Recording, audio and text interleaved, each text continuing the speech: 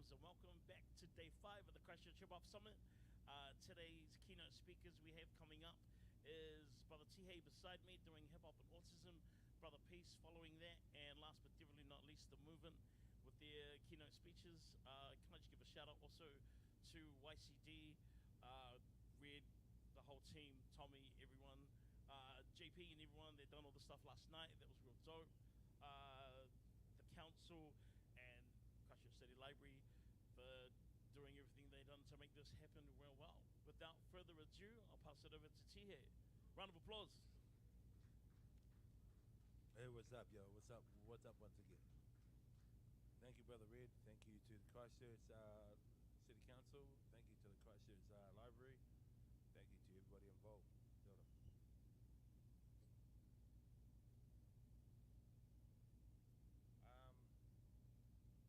I want to discuss why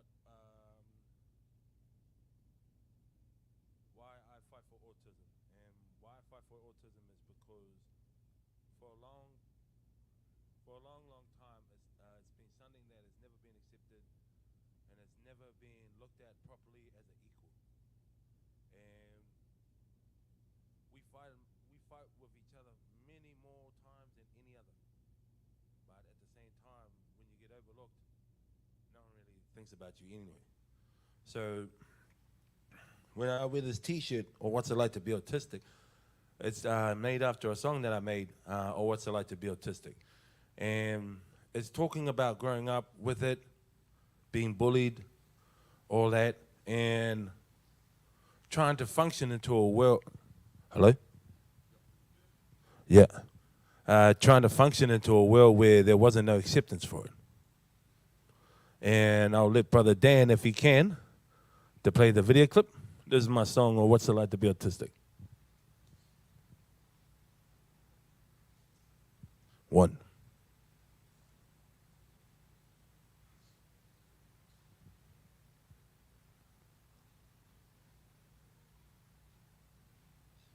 In other words, hyperphobic syndrome. And for many years, being a performing artist, it's been one of the toughest challenges to face, especially in front of a lot of people who kind of look at you differently and misjudge you and misunderstand you. So my key quote for today is to never judge what you don't understand, but understand before you judge. Because once you judge a person because they're different than you are, then where do you stand and where does that individual stand in life? The perspective of ideas always comes from those that either suffer but can't learn anything because they've been judged on who they are as a basis, or things can be changed by how you look at a person and not deceive them for the wrong things. So, thank you very much.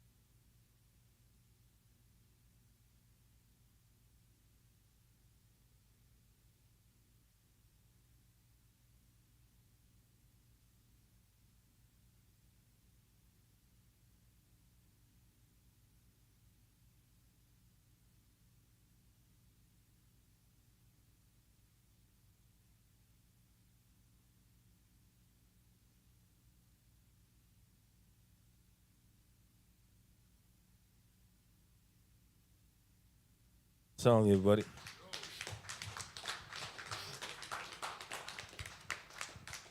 So we're going to open the floor up to anybody that wants to answer questions about... Are you still wearing enough layers to insulate Alaska?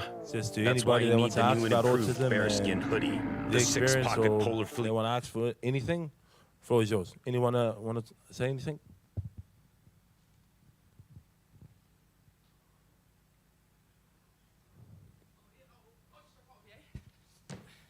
Cheer the bro.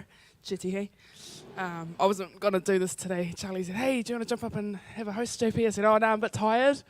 But here we are. So it's very pleasure to meet you, and we are so grateful that you would be here with us today. I don't know much about autism at all, but I'm very interested in your story. Can you tell us how being autistic has impacted your life, and what are the ways that hip-hop as an avenue has either helped or influenced you to make those kind of positive decisions in your life? When I was a kid, I used to walk around like, and when I hear that one sound, I just like got influenced by it. I was just like into it. And it was something about that beat or that drum that played that made it just like, when you could hear hip hop, it was just like, wow, this is awesome. So I was hooked. And the reason I was hooked was because no one ever gave me or many other people from our generation that chance to express it. So for me, myself, as I got older, I've been doing this for about 24 years now. And I've taken autism I've taken autism very seriously. It's because it's a foundation that needs to be looked at equally, and it's not to upset anybody or make anybody feel derogative about it. It's just learning the trades or what it's like to be one in order to understand one, to get along with one. Wow, that was a really, really good answer. You came prepared. That is so cool. And whereabouts did you grow up? Like, what part of Aotearoa did you grow up in? Kaitaia. Far North? Yeah. Oh, awesome. I love the Far North. Yeah. Shout out the Far North. And did you come down here just for the summit? Absolutely. Thank you to Brother Red for letting me perform here and giving me this blessing to show my skills just like everybody else here. That's amazing, and I think it's wonderful that we have that level of inclusion, and I think it's like what I just saw up here on the screen, and the way that you deliver your rhymes, and the way that you deliver your bars, and the way that you tell your story. I feel other people who may be on the spectrum could watch that and think, wow, I could be like him. Check out this brother. He's doing his thing, he's operating in his giftings, and he's using his craft to really touch the hearts of people. And I think that's amazing, and I think you should be super proud of yourself for that. Appreciate it, sister. I was talking to the sister at the back there before about she had 2 kids with autism, and then I said something and it made her cry. And I can understand her pain. It's because it's been a tough juggle, because my father didn't understand that. He didn't know any other way but the old way of the beatdowns. He just took it to me with his fist, and that's how I didn't really learn anything except for violence. And so any of the people that are like, oh, blah, blah, blah, they forgot to realize I would never forget it. Yeah. It will be installed in my head for the day I die. And it's just like when I was saying about people's birthdays. Autistic people, it's got nothing to do with race. It's got nothing to do with color. It can happen in any shape, form, or size. Any age, younger age, middle age, or older age. It has no limits. Life has a balance with no limits. Amazing. Hey, when's your birthday, by the way? 24th of March, 1983. 24th of March. Let's see if I can remember. 24th of March. When's yours? And the next, mine's the 18th of August. What year? 1985. You just turned 37. You weren't supposed to expose me like that. No, that's wonderful. I think it's awesome. You have a very amazing mind that is able to compartmentalize, and you remember facts, and that's actually really incredible. So I really think that your autism is probably an advantage. Would you say you'd be a rapper if you weren't on the spectrum? I'd probably not. I'll probably be doing something that I wouldn't be doing now. In my household, my father, since I was 6, made me read books on the National Geographic, the Time magazine. I remember when we watched the movie Young Einstein. Then he said to me, "Son, read about Albert Einstein." Wow. And I read all about him, about his infamous word, imk. What word was it? Imk. Imk. What's that mean? I am unsure, but it was the way he developed science from his mindset that gravitated towards a lot of people to be interested in him. Wow. And he became a legend in his own. It was like J.F. Kennedy before he got assassinated, November the 22nd, 1963. That's what we read upon in our house. We couldn't watch no Winnie the Pooh. Anybody watch Winnie the Pooh? Get out. Boof! Because for me, I grew up in a house where reality mattered. The existence mattered, not fantasy. That's how I saw it. So you would have more of a realist type of perspective on life? Is that what you mean? It was a challenge that I had to face by learning it, by studying it, learning how other people live, learning how other people move, adjusting to their type of lifestyle, adapting to their way of feeling, understanding their existence, their driven attitude. Whatever people drive for, I studied. And that's what we do for autism. We might get looked at as the fear of the unknown. It was like this lady this year in Kaitaia. She asked me, "What are you fundraising for?" T-shirts about autism. And she goes, "That's a lie. It doesn't exist." And I was like, "What do you mean?" "It does not exist." And I said, "It does exist. A lot of people have it. It's an existence within reality amongst the world." And she said, "Read my lips. It's all bull. It's all bull." And I was like, "All right, whatever." And she goes, "What's your name?" I said, "Enjoy your day." Interesting kaupapa for her. I'm not sure why she thinks that it doesn't exist. But I think that going back to the way that you write your rhymes, do you have a specific style or formula when you're writing? Is there a specific way that you kind of lay out your raps in terms of the way that your mind may think? Is that a valid question? Yeah. When I rhyme, I close my eyes like this, and I just vision what's in front of me. I just vision the straight line. I vision the distractions on the side of that straight line, the curveballs, the distractions, whatever. And I think to myself, what comes to my mind? It's what I find myself into. If I'm lonely in the world where there's no position of being capable to overcome, then there's no place to redefine who you are as a person by sharing your story in a proper way that other people want to hear. So I close my eyes before I start rhyming or even writing, because it comes to my mind, what's important? What do I think about? I do mostly freeze, but that song, I'll tell you the story about that. Soko Lopez, he's here. He recorded that on a Friday, and we shot that on a Sunday. Oh, so yeah, Soko was here last night, wasn't he? He was taking photos over here. Yeah. Is he a photographer? Mm. Cool. And he's been a good friend of mine. And so I never think about anything else except what's in front of me. What can I do to better myself and learn from myself that they can learn from themselves. Man, that's awesome. That's such a great answer.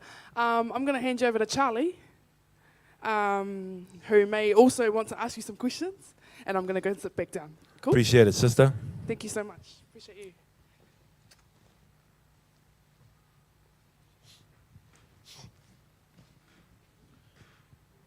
I'm pretty sure JP covered everything I was going to ask. Everything I had lined up. Is there anything you wanted to say? Or does anyone else have any other questions? More than welcome to ask. Brother Mark?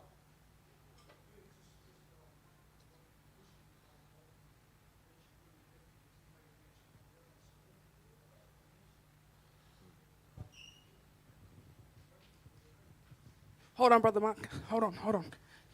Man, y'all making me work today. I'm supposed to be my day off. Here you go, bro. Thanks. Yeah, kia ora Tihei. I'm just grateful that you came down all the way from Auckland, bro, to show your love and support, bro. It means a lot to us, because we've gone through a lot of struggles down here with the earthquakes and especially with the terrorist attack, So it's good to, have that positive energy coming back to our home city. We need more people like you, bro, to come down more often and, and show off your amazing talent, bro. Appreciate it, man. Much love to Christchurch. Kia ora. Anybody else that want to ask anything? Mic is yours. Floor's open. Yeah. Kia ora, brother. It's been awesome having you here. And I just thought I'd just kia ora on the kōrero around the stuff that you've been dealing with for a long time, and I can definitely understand coming from families with discipline and things like that. It was pretty normal across, I'm guessing, in Auckland, South Auckland. It's a very normal, acceptable thing back in those days, but it is good that things have changed. My question is, do you have children yourself? I have one daughter. Yeah, and has your life taught you any kind of lessons on things that you'd like to really try hard with her, and what you want to the kind of life that you want her to live and kind of experiences that she has? I just want my daughter to be the best that she can be. I can never ask her to be in my shoes because I'm not sure to know what it's like to be in hers. I always tell my daughter, just do your best. Challenges will come. Jealousy will come. Hatred will always stand. Life will always carry on. It's how we deal with things. It's how we move. It's how we improvise. Struggles are contained by evil thoughts and the mindset. We succeed by overcoming what those evil thoughts are. And my daughter being 15, love you, Tūranga. She's had a tough life. And I've just gotten back into her life for the last 3 years. And I just want my daughter to be the best that she can be. Whatever she wants, she can do it. Yeah. Any more questions? Yeah.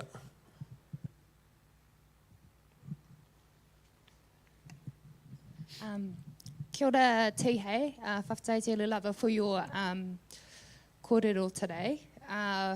Just as Tihei said before, I had a wee chat to Tihei outside. I've been watching him all week. I've got 2 autistic boys myself.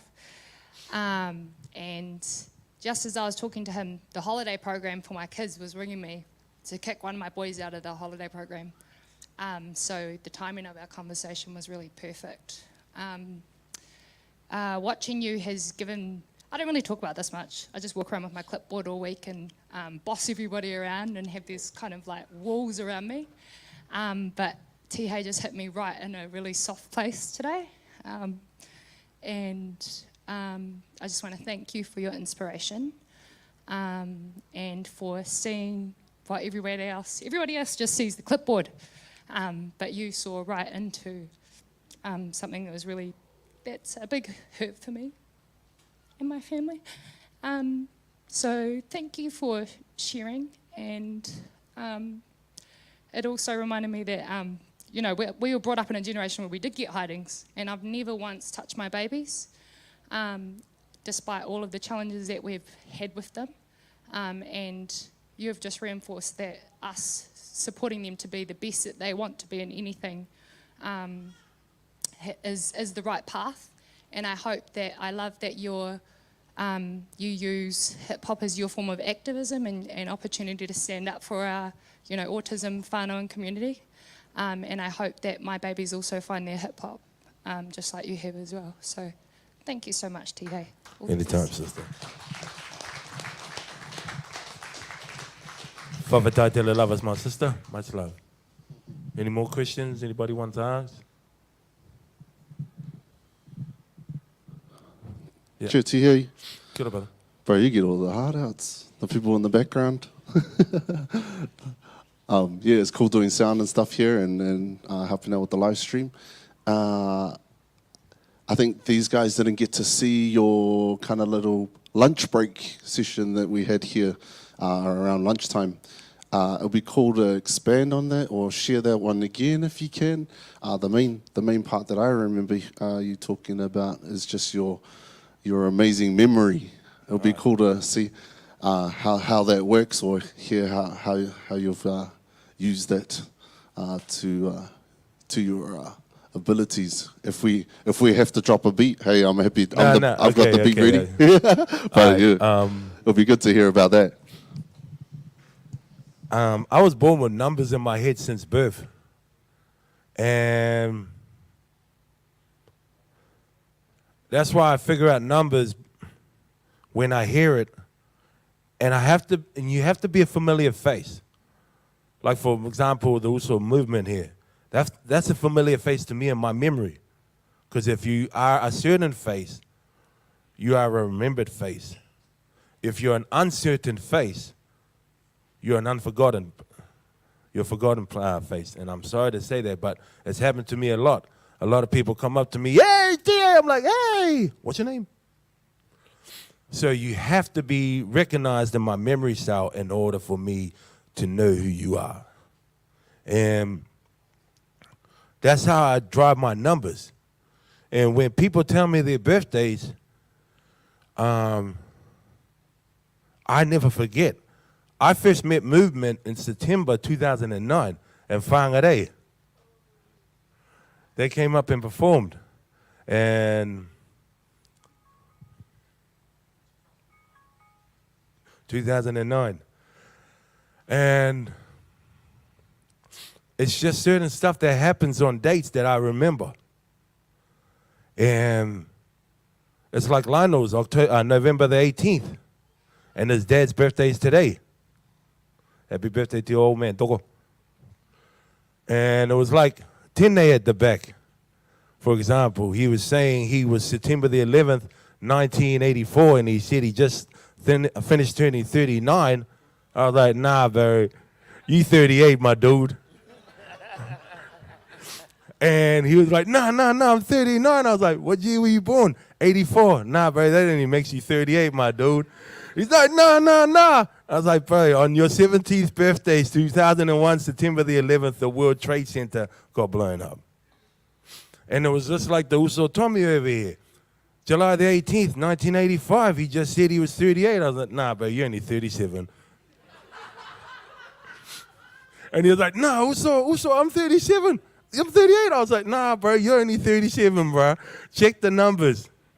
That's what I figure out. And that's how I bounce off numbers, is learning numbers to value a number.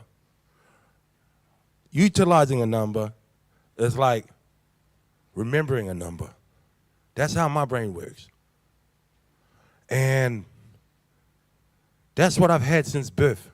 I was born in 1983, Middlemore Hospital, just like Mu. I'm from Waltera, just like Duso. And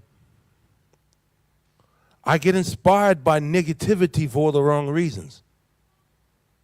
It was like the backlash of what happened to Scribe in 2017. With my autism, I was like, bro, that brother just needs help. Not all this negativity about it. That brother just needs help. He's a good person. That's all it was.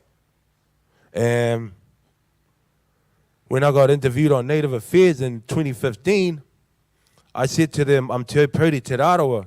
And the interview came up, Te Purdy Te Arawa. Bro, I'm not from Vegas. And that's why I say no to media interviews all the time. Because they get my head crunched into a ground. And they're like, oh, can we interview? No, thanks. Is there any more questions? Yeah.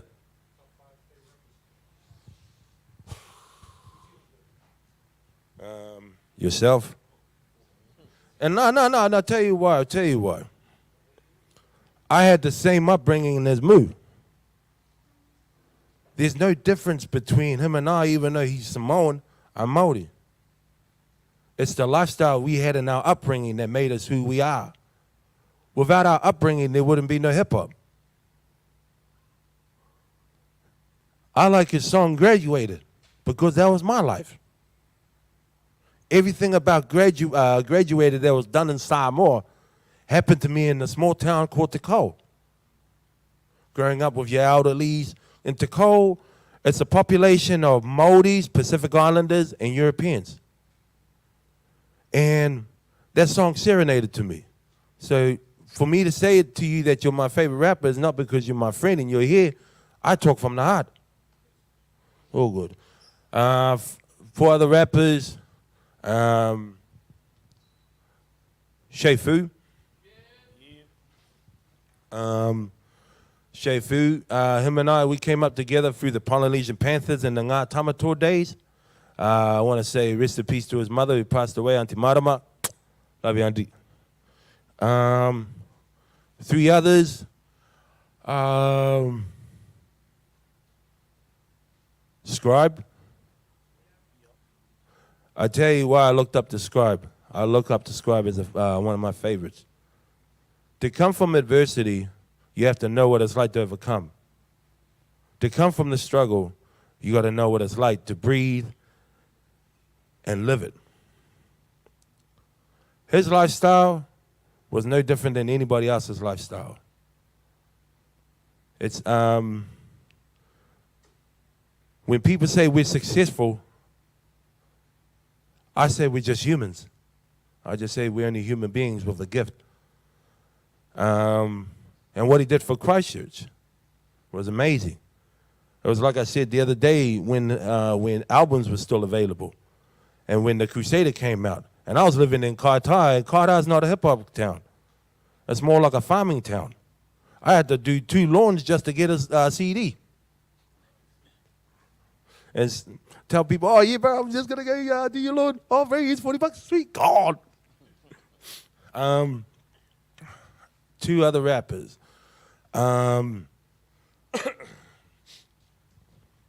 Who else?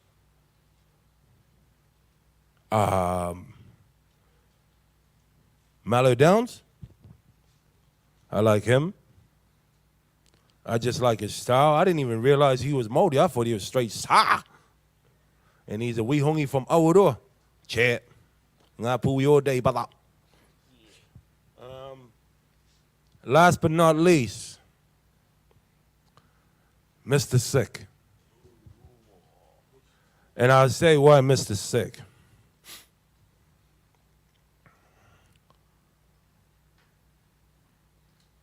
In 2016, there was a kid in Dallas, Texas, and I saw it on Move's page. He was born with autism, with special needs and all that. These kids bullied him. They bullied him so bad, they caught him one day after school and lit him on fire. He received 20% body burns. And I remember Sick was like, bro, that sucks. When I did my documentary a year before, Sick happened to be there. So those are my 5 favorite rappers from New Zealand. Any more questions before I jump off and let the other brothers speak? Yeah. What's that word perfect?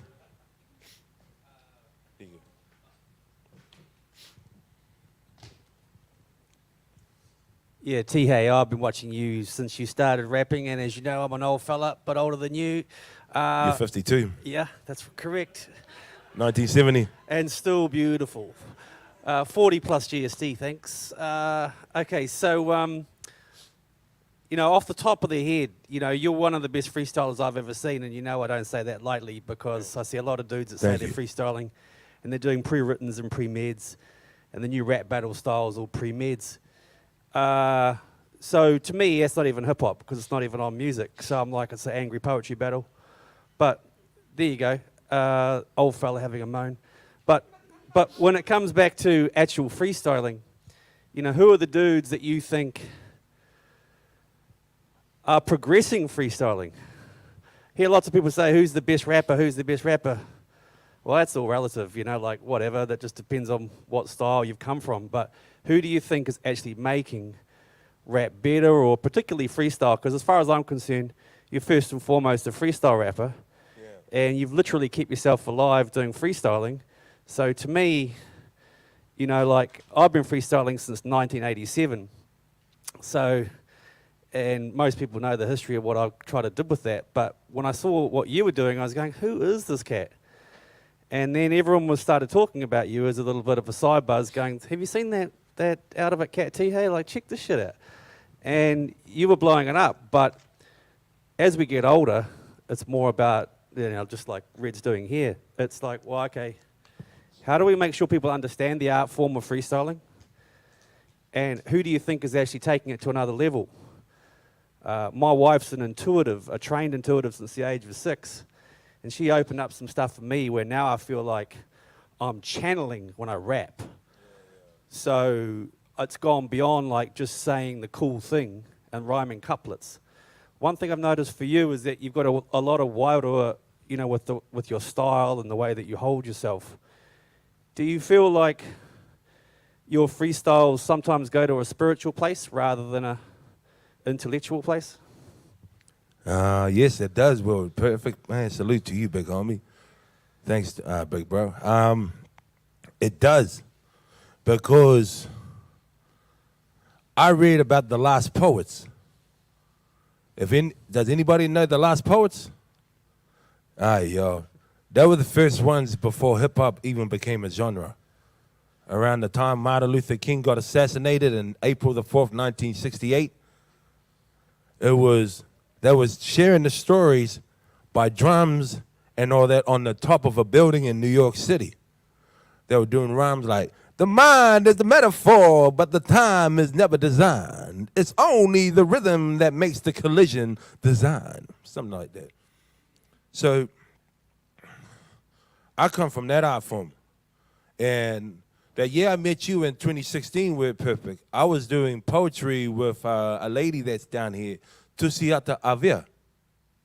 And now she's gone on and traveled around the world expressing her poetry around the world, and she's done a few things, and she showed me the afakasi. And I've learned a lot from that about the poetry of a half caste. And it gives me the good insight of afakasi, for whether it be half European or half Samoan, whatever.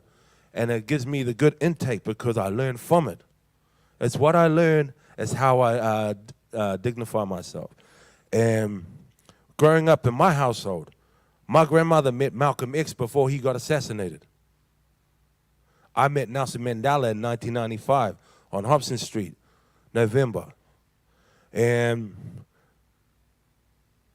just reading about the FBI, about like J.F. Kennedy, what they fought for before they all got murdered, unfortunately. And who's taking over the freestyle?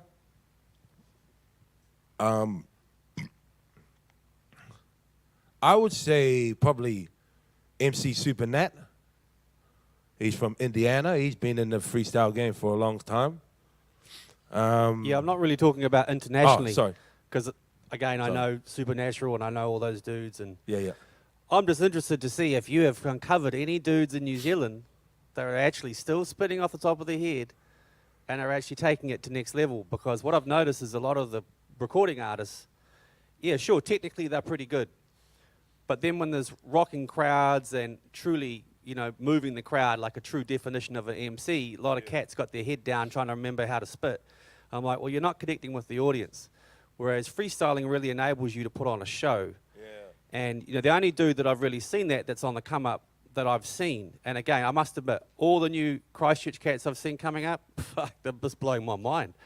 Like, those dudes remind me of, like, the new Broken Records. You know, but the only cat that I've seen doing freestyling and performing quite well was Mellow Downs. And again, I've been out of the loop with the Christchurch thing, so I'm excited to be here for the next 3 days and see what's going on. But have you seen a cat that you kind of go, shit, for a young dude, he's doing really well as a freestyle cat, and he's taking it to another level? Have you seen anybody doing that? Tom Scott. That dude can freestyle too, man. Yeah. He's crazy. Yeah, he is. Oh, well, thanks, Tihei. I appreciate your feedback. Appreciate it, brother. We're perfect. Any more questions? Yeah.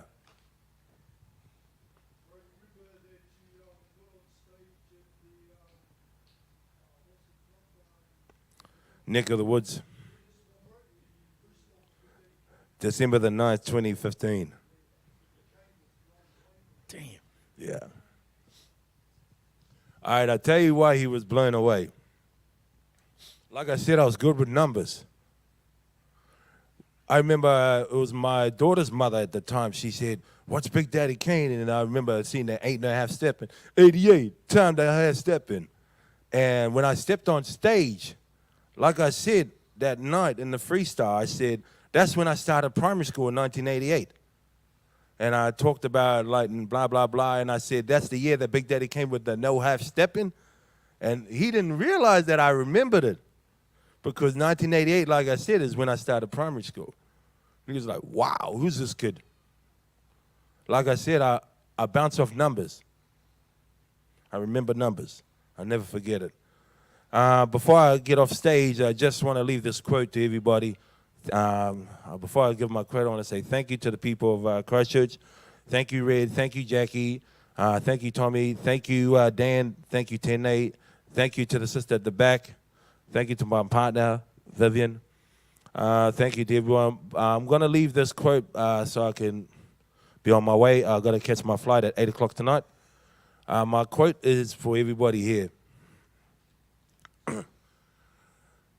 The balance of survival is your own mind state. Your own mentality is your reality to surviving on the outside. Living is how you basically wake up in the morning. Doing it is better than talking it.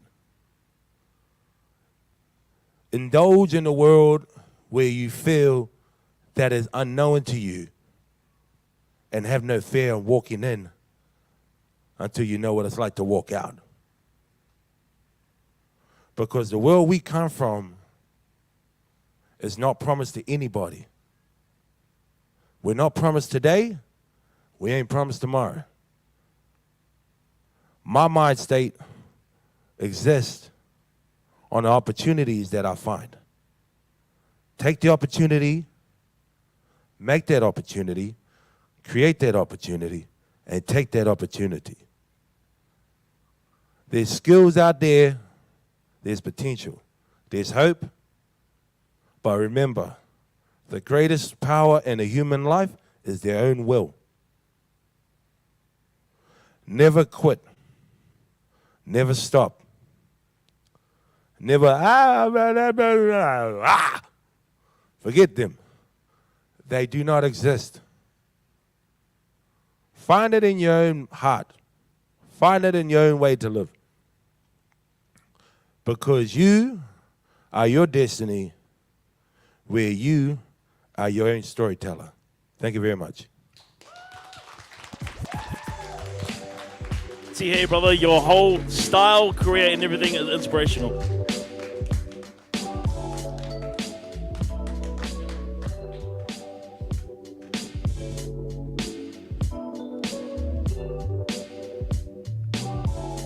Now for our next keynote speaker, can I get to the stage, please, Brother Movement?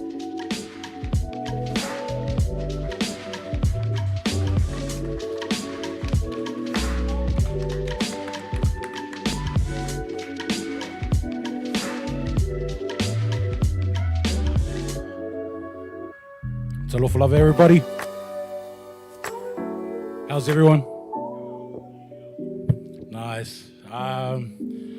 As you know, this is sort of a last-minute thing. I wasn't supposed to be doing the keynote, but hey, we're here. So, alofa love, everyone. My name is David Saltupe, also known as The Movement. I am so happy to be here. I know how much the summit means to a lot of us, and I know, there's a whole lot of history here, and I'm so grateful to be amongst it all and seeing all our youth get amongst the culture. So, blessed to be here. I'm just gonna give you guys a short, just pretty much just the story about me and where I came from and where I'm at now. So, I am full-blooded Samoan, born and raised in Otara, South Auckland. I don't know if you guys have heard about Otara. You guys know about Otara? Yeah? All right. So in Otara, raised out there, parents are very religious. So church is everything. You know, they migrated over from Samoa. And yeah, church is all they knew. Church and work. You know, they had a bit of language barrier, but you know, their language was working, just work.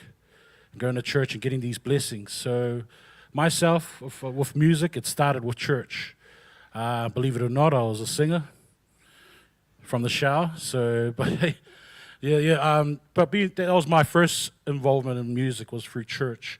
And I don't know if you guys know some artists from Otara who go by the likes of Mr. Sick. You have Erman. How about Young Sid? Your Face Killer as well. Well, I'm cut from that cloth.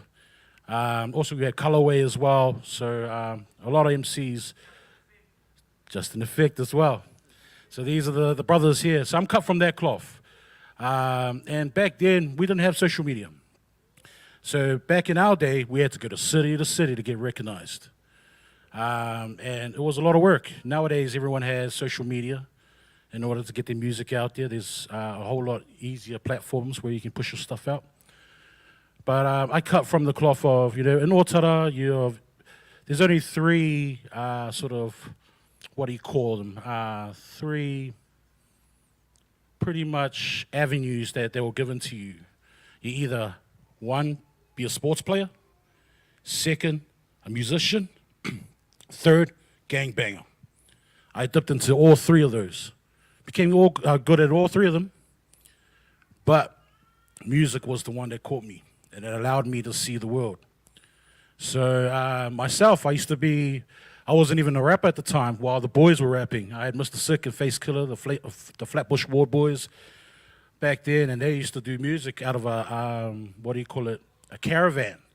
And we stole the gear from our high school back in the day. So, and it was simple stuff like 8-tracks and drum machines, and honestly, and we just made use of them. We created these tapes for the streets.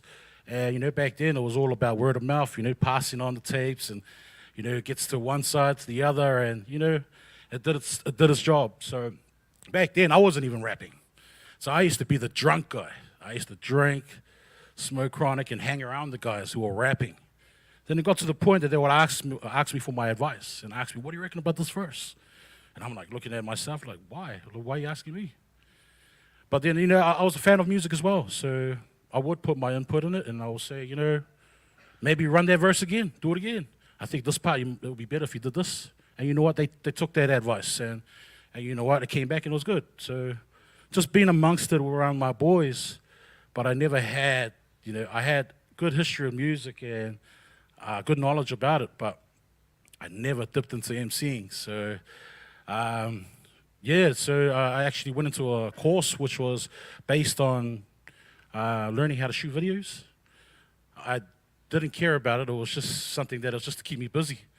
So I'll go in there, and we changed that whole course into a music studio. And I thought I'd give it a go. But I used to write raps, rap them, and then hide them. I wouldn't even give it to the boys. And so it leaked, and the boys heard my stuff, and then, yeah, one thing led to another. I started pushing up, but I didn't want to ride off the coattails of my boys. You know, I wanted to stand out myself. So, and in saying that, I just worked on my craft. You know, in Otara, with the stuff that we have to face every day, it's quite demotivating. You know, we have violence everywhere in our own homes as well, and you know, going through the abuse from our parents because they weren't taught any better, and you know, they were only given what they were given, and it's not their fault. So myself, I had to sort of get myself out the rut. So when I started doing music, the motive was money. Because I was watching TV, we were broke. So I thought, you know, I became good at rapping. And I said, you know what, there's an opportunity here. You know, I was watching what was out there on TVs, you know, on video clips, and saying, man, I want to have that life too. Maybe I can get some money and get my family out of here. But, you know, I started creating content. One thing led to another. I started rocking shows. And then I started getting feedback from people. And that feedback sort of helped me, sort of gave me my worth. And they showed me that I was actually good at it. But I kept working at it. But I probably was the weakest link at the time. And, you know, I just kept working on the craft every time. So eventually came at it. I started writing content because, you know, I was surrounded by gangster rap. In Otara, it's heavy out there. That's our reality. It's based on trying to survive. So the stories that we kicked were pretty much our reality, you know, just real life stories. And to everyone else, they probably think that, you know, we're just trying to be gangsters. But really, honestly, that was our reality. We eat, breathe, and sleep it. So for someone to be in Otara, you'll probably understand it when you're living in the area. So for us, it was like a ticket out. And then one thing led to another. I met another OG who goes by the name of Danny Leao Savai. This guy here, also known as Brother D. And this is before Dawn Red Records started. It was called Coco Records at the time. And they used to have a garage and had turntables in there. I used to be a snotty-nosed kid and just hang out there and just be in awe, just watching these guys, knowing that Polynesians can scratch and dance and graph, you name it. So I wanted to be amongst all of this, and I want to be a part of it. You know, Brother D gave me an opportunity to come down to the studio. I think I approached him at a Represent gig that was held in Otara at one time. I pulled up with my boys and I went and saw him because seeing some Polynesian brothers on the newspaper, our career, out of Manukau career, was huge for me. And that was the Decons and another group called Chaos back in the day. So Dawn Raid signed these guys. I went and approached them at a Decons gig, at the Represent gig, and I told Danny, hey, OG, how do I get amongst this music? And he just laughed at me, and he goes, how serious are you? And I said, dead serious. So he told me, this was like a Friday evening. He told me, see you on Monday morning at the studio. I said, all right. Come Monday morning, I was already there. And I had walked there, and he just laughed, and he's like, bro, I never thought you were going to come. So we pulled up. You know, he told me a lot about the industry, told me how to market music, the promotion, everything. The business side of things, and I'm grateful of that, you know, having good leaders like him, Andy at the time. So that sort of helped me get, you know, just sort of build the rapport on my music and what I needed to know, because, you know, I've been surrounded by people who've been burnt so many times. So in that sense, he gave me that opportunity. I was so hungry. Got burnt on that journey, so I eventually just started teaching myself about the industry. There's a whole lot of rappers that are out here, but they don't know about their business, and that's why you always see them get burnt. So myself, I had to sort of school myself up. It took years. While I was on that journey, I was still creating content, but the content started changing. It left from gangster rap into, because I started seeing more of the world. I started writing music based on things that are happening in my home. Like it was based on abuse, the violence around me, but also having a solution, not, just glorifying. So, when I started creating content like that, I started getting more feedback and how much it changed their lives. Like people from the gang members inside, they started messaging me, writing letters. Life members started painting me pictures. They drew all these murals for me, and to me that's huge. And when they said, "Man, you helped me get through. I'm on a life sentence here, and your album helped me." That there is more than money to me. So I had to sort of balance and sort of figure out what I really wanted to do with this music thing. So I started creating more content based on our realities. At one stage, I lost my kids. So I found a way to sort of find peace or venting through music. And honestly, it helped me get through life. I lost my children, and I wrote a song called Daddy Loves You. My children had left me, and honestly, they're like me. I really, really love my babies. They're my everything. So in order for me to find peace with the situation, I wrote that song, Daddy Loves You. That song there, I was going through a time, going through that situation, and I don't know if you guys have heard of a producer called Anonymous. This guy here is a man. He's a genius. One time he needed a ride to New FM. I picked him up and I said, "Bro, I'll drop you off." But he knew something was heavy on my mind. So I told him, I said, "Bro, just lost my babies, bro. This and that." Pouring my heart out, I was crying. Dropped him off to New FM. He understood it. He goes, "Bro, how long are you going to be here?" He goes, "I'm going to be here for an hour." I said, "I'll catch up with you after. Let me know if you need a ride back." He didn't call me back. He buzzed me probably like about 8 o'clock later on in that evening. He told me to come hit the studio, but I was busy somewhere else. I said, "I can't at the moment." So he said he created the instrumental for that song. What he did is that he Googled Daddy Loves You on Google, and then a country song came up. So he sort of sampled that, created the song, this beat. I saw him the next morning at 9 o'clock in the morning. The dude didn't sleep. He stayed up creating. He's like a mad scientist with instrumentals and beats and all that stuff. So I went back and I said, "Bro, you haven't slept yet?" He goes, "Nah, not at all." I'm all right, cool. Played the beat, and it caught me straight away. I wrote and recorded that song all in 15 minutes. That's how much I had on me. I released it all out on that song. I actually cried heavily in that booth, which made it more, it just means more when you give it your all, So being in that situation, after I came out of that booth, bro, it's like the weight lifted off my shoulders. I still hadn't heard from my kids. I think it had been like probably 4 years down. The song had been released. The song reached my children. So they finally got a hold of the song, and man, on that song, I rapped about my love for them, and how it would never change. So, yeah, I kept fighting. That was one of my situations. I kept fighting for that stuff. 12 years, I eventually won the battle. I ended up getting full custody of my children. Thanks, guys. But in saying that, the power of music, no matter how, that's how I look at it. Like, other rappers out here, they will glorify a lot of things, but there's always hit and miss.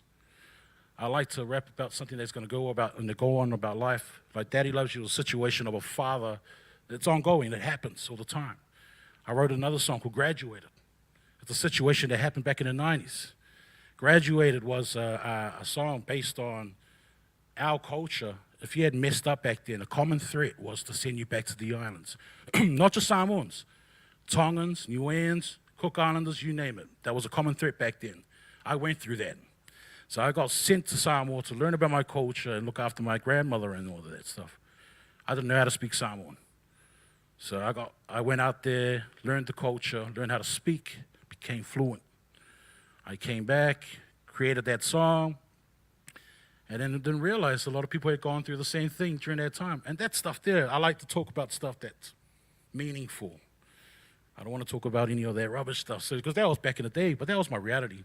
A lot of people don't even like that stuff now. Like some of the stuff that I do now, they're like, bro, where's all the gangster stuff?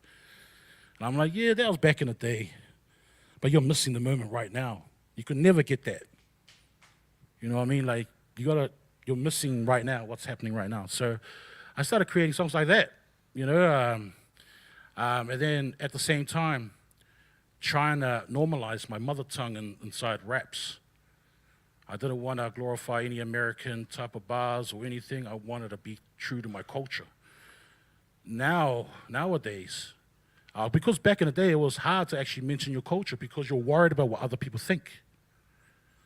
A lot of rappers will rap a whole lot of nonsense just to get your attention, or maybe just to keep you within that moment. But me, I like to rap like how I'm talking. I speak a lot of Samoan in my language, in my bars, so I like to be proud. You know, let everyone know that it's okay. I don't care what anyone thinks about my bars, as long as it's all good and authentic to me. I'm fine with it. But it was hard for others to sort of accept it. Now, when you listen to the radio, a lot of Samoan rappers are mentioning, you know, like you got rappers like Lisi now. You got rappers like HP Boys. They all mention Samoan in their bars now.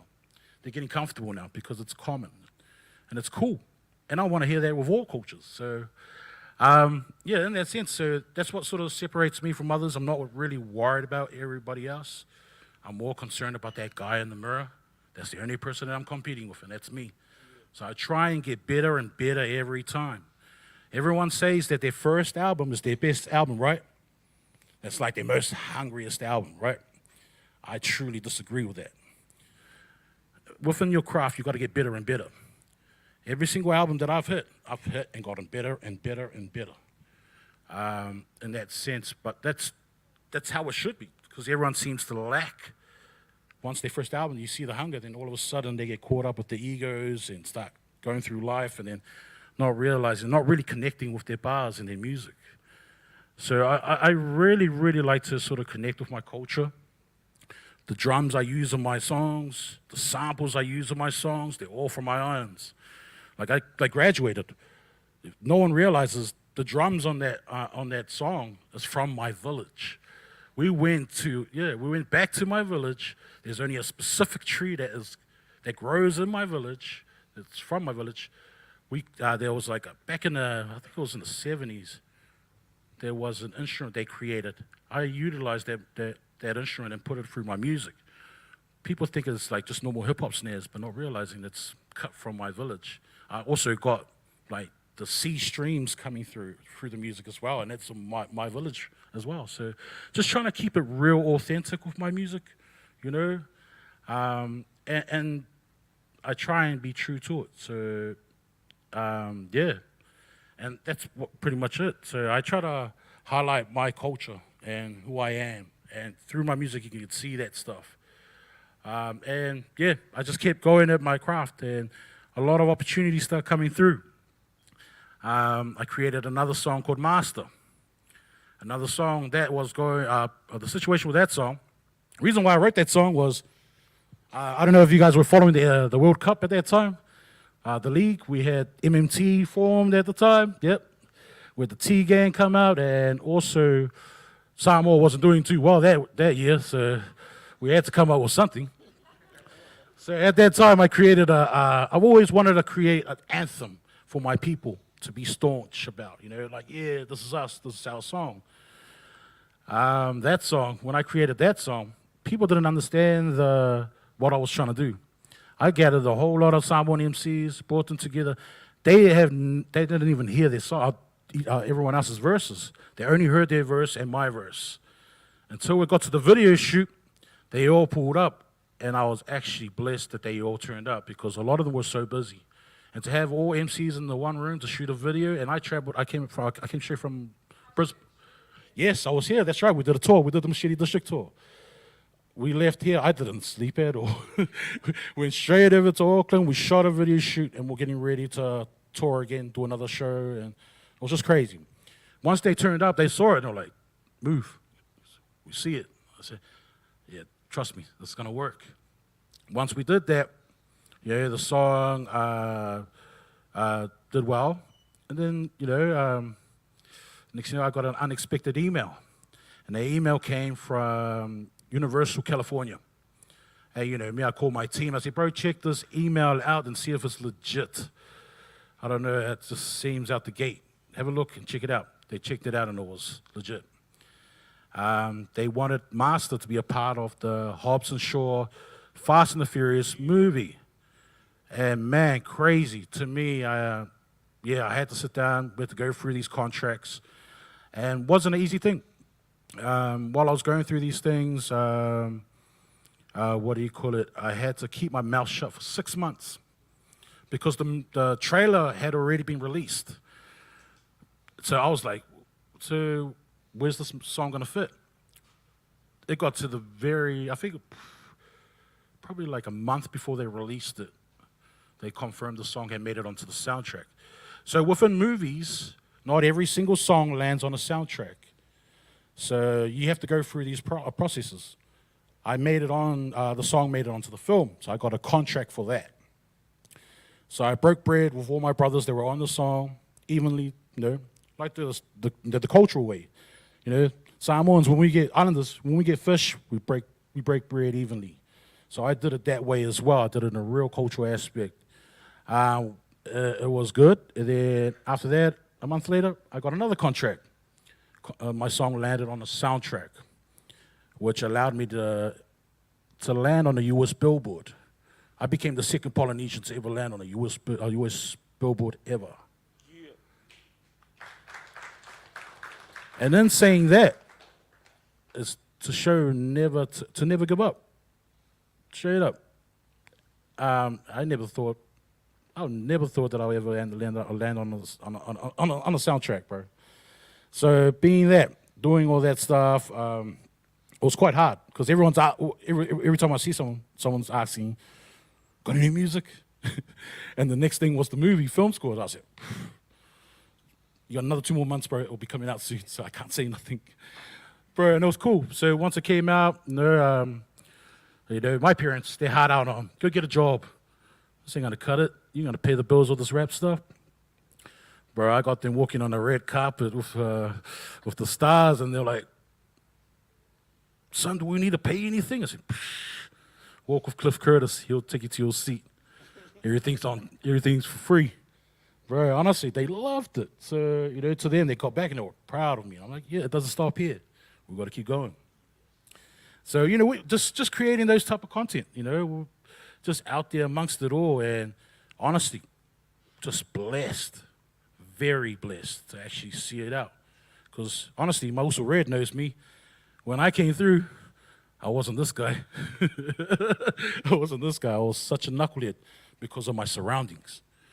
And I was really, really good at it. But, just kept creating that type of content. Also, it allowed me to sort of, my album, The Undisciplined Son, got nominated at the PMAs as well for the production. Anonymous did a lot of good work on that album, and it did well. So, and just keep working on it. I got a new album now. It's coming out soon. That's why I thought I'd be amongst the culture here in Christchurch. Be out here and just let everyone know that I'm here just to help out. I see this culture out here, and it's huge. Seeing the kids breaking, to me, I love that stuff. We don't have that in Auckland. There's workshops there, but it's not common. So to see our youth out here and just dancing, just getting amongst it all is a blessing. So pretty much. But that's, what else can I say? That's right. So in saying that, because I was a knucklehead back in the day, I got a lot of respect in my neighborhood. I was really, really good at what I used to do. So what happened, we're not going to talk about that, but I was really good at doing that stuff, the opposite stuff. So doing that stuff, everyone knew who I was. But when I started getting into youth work, I moved over to Brisbane, started getting amongst it all, started studying, worked at the same time, and I just wanted to create a hub, a community hub for my children. I started saving lives, started helping children, became Logan Man of the Year back to back. I didn't even live there. I lived in North Brisbane, but I was servicing the neighborhood like I lived there. So it was cool. I got to see all that stuff, and then I wanted to start my own organization. And the only way I could do that was to come back home. So I came back home, started it, and it's taking off right now. So if you go to Otara, you'll see Move communities out there. So I create platforms for our children. I have a workshop called the Movement Music Academy. It's an 8-week course where I teach our children how to write with their hearts. Teach them about, because it's like therapy. I teach our children how to write with the issues that are happening at home. And just teaching them about the business side of things, about the music industry. And also not to get caught up with the streams, everything that's on social media. That means nothing, bro. It's just a show, bro. You just want you to be aligned with your music, just to write with your heart. So I ran that, and it was very, very successful. Had a lot of the kids just crying because they didn't know what to do after that. So I had to create another workshop for the kids, and it worked out. I also run a workshop called Call Your Fouls. It's a basketball workshop where, I don't know if you guys watch movies where you see males backstabbing their wives, or, they're venting in the basketball court. So we enhanced on that. So what I did is that there's a safe space for our children to come in. It's a whole court. Half of the court is boys, the other half is girls. And we utilize keywords like check. In basketball, you check your uso, check your brother, check your toko. Also words like sub, if you need assistance. Also, your foul. You call your foul. And in street basketball, they don't call your fouls. If there's no blood, that's not a foul. So here is what we do. We teach them how to hold themselves accountable for all the fouls that have been called. Also, in that space, we bring NBL players to come down. And they get to see the children out there. And then because some of our children are based off trauma, I am there to sort of communicate with those,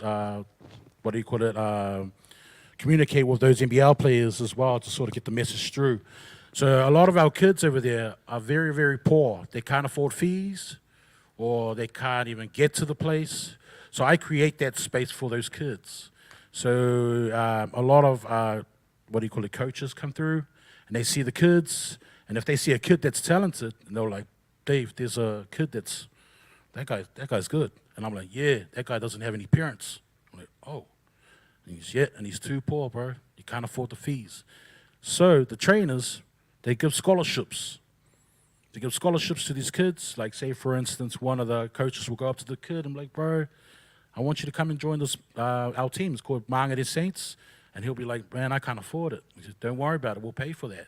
Where's your mum and dad? He goes, I don't have any parents. Who are your caregivers? He goes, oh, I live with my friend's dad. Then I'll go talk to them.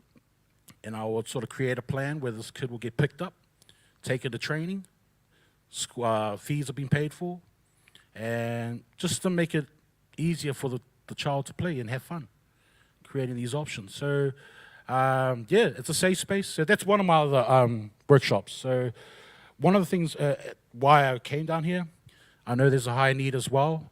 So I wanted to touch base with a lot of YCD as well, and see if there's a need here that we could collaborate and actually help out the children out here in Christchurch in that sense. But now I run an organization called Move Communities. It's based out in Otara, also out in Brisbane and Gold Coast, because a lot of our kids over there, we don't get no assistance from the Australians. So I've created a team that looks after our kids. where we apply for funding and we get it sorted for our children's work. Because there's a lot of our kids are homeless over there as well, over in Australia. So it blows my mind. So just to create that type of service for them and knowing that we're there and just to help them out, make things a whole lot easier, or try and get them back home, because a lot of them are stuck there. It's crazy. So, and I love it. That's the type of stuff I like to do. And, you know, just teaching everyone about music at the same time, you know, because, you know, there's a big engagement through music, especially with our young ones. So I try and Big Brother, do the OG type of style with them. And, you know, because my OGs back then had a leather patch. And I want to change that narrative for our kids today. They don't have to have a leather patch to be your OG. So, yeah. And that's pretty much it. That's me. Any questions? Sup, Tihei? Ogarus. Malo, talova malava. Malo lava uso. Wamai. Manguia fafatai. Seki. I wanted to ask this question because it's been brought to my attention. I heard a rumor that you were in the same room with our bro, my cousin Face Killer, God bless his soul, rest in peace, when he did that song, Altered State of Mind, and you were the one that encouraged to get that song played to get it out there. Was it true? True. All right. I've been blessed to be amongst a lot of moments, and that was one of the. It blew my mind, that moment. Face Killer, close friend of mine. I grew up with that guy. Face Killer, me and him met when we were 5 years old. Primary school, grew up, hit the streets, did everything. Face Killer, I brought him into that studio. He had written that song. I never heard it. That beat, Altered State of Mind, is produced by Chong Ni, who will be at the event tonight. And when we did that song, Vitaly, at the time, he was the Dawn Raid engineer. He's the man. So me, it was him, myself, and Brother D and Face. Face went in the booth. Once we heard the beat, dope beat, and the rest was history. That man laced that song like, bro, it spoke to us. Me and Danny just looked at each other like crazy. Like, man, look at that. It was so ahead of its time. Like, after I got it, once he laced it, I jumped out. I called Sick. I said, bro, he's what? And he's, this dude just laced the song of the year, bro. And he goes, bro, come over home. I'm like, all right, we're on our way. Bro, Face Killer didn't even want to play it. But I was egging him on, bro, play it in front of the bird. And he was like, all right. We eventually played it. And me and the bro were like, bro, the hood's going to go crazy over this. So, yeah, we reached out to Severe, some of the boys out there, and got the link in. I got the bro inside the studio, and he rapped it live on my FM. And, yeah, that song is crazy because it's not a radio song. But the what do you call it, the response of that song, like a lot of people know bar for bar for that song. It's such a great song. Rest in peace to my brother, Paul Dalton. Such a waste of talent. That guy there, great dancer, great at graph, could break, make beats. He did the whole nine. But yeah, man, that song there, brother, was still, bro, it's still just a bad song, bro. I love that song. What was your reaction when you first heard it and you were like in the studio? Like, whoa. Did you have that feeling like as soon as you heard it? I had that feeling on the first verse. So we only laced the first verse first. Danny told him to run it back, and I was still blown away on the first verse. But Danny didn't understand some of the lyrics on that. Because some of that talk, that slang he's talking about, is from the street. Danny had left the streets for years now. He's in the industry now. So some of the talk that we were mentioning is different. So, you know, meth. People were rapping about meth back then, and the bro brought it up, and a lot of people didn't understand it at that time. It didn't grow that heavy. But honestly, bro, from that first verse, blown away. To this day, man, love that song. Hope that answers your question, brother. Is any other questions? We're perfect. I'm on my Hey.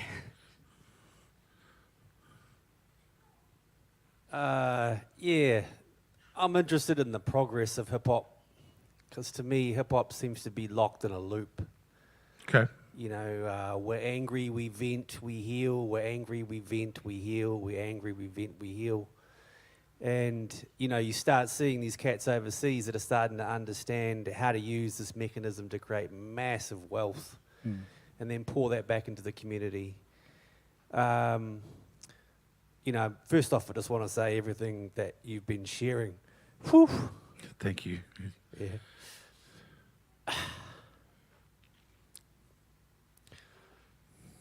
Again, you know, I've been involved in hip-hop since 1987 with my boy Ants-Man. Okay. And we went to high school together, Burnside High. So, you know, we've seen a lot of dudes die. We've seen a lot of violence. I've had dudes with machetes want to attack me after freestyling. I've had guys with guns in America want to take me out, especially being a white dude. And because none of the brothers like getting sassed by a white dude. But, you know, again, this loop really does my head in. Okay. It actually hurts me to hear people kind of with hip-hop still talking about the same shit, because there's so much talent in our community. You know, I'm also an old school skateboarder, you know, 20, 30 years in skateboarding, and skateboarders are also the outsiders. And all the outsiders have got that outside of the box thinking. Right. You know, again, I see so many lives wasted, and I'm just wondering, you know, when do you think, or how do you think, I think maybe that's a better question, how do you think people are going to get past, you know, realizing that, okay, when I, like for example, I listen to your story and all I hear is this dude can do anything. You know, this dude can make videos, this dude can rap, this dude can produce, this guy is a talent artist, this guy is a social, he's a counselor, he's a this, he's a that. And I go, most of the hip hop guys I know are like you. Right. And yet most of them are still focusing on stuff where we're trying to help people that are at the bottom, Right. instead of actually fulfilling their own potential. Because I look at you and I just go, what an elder, you know.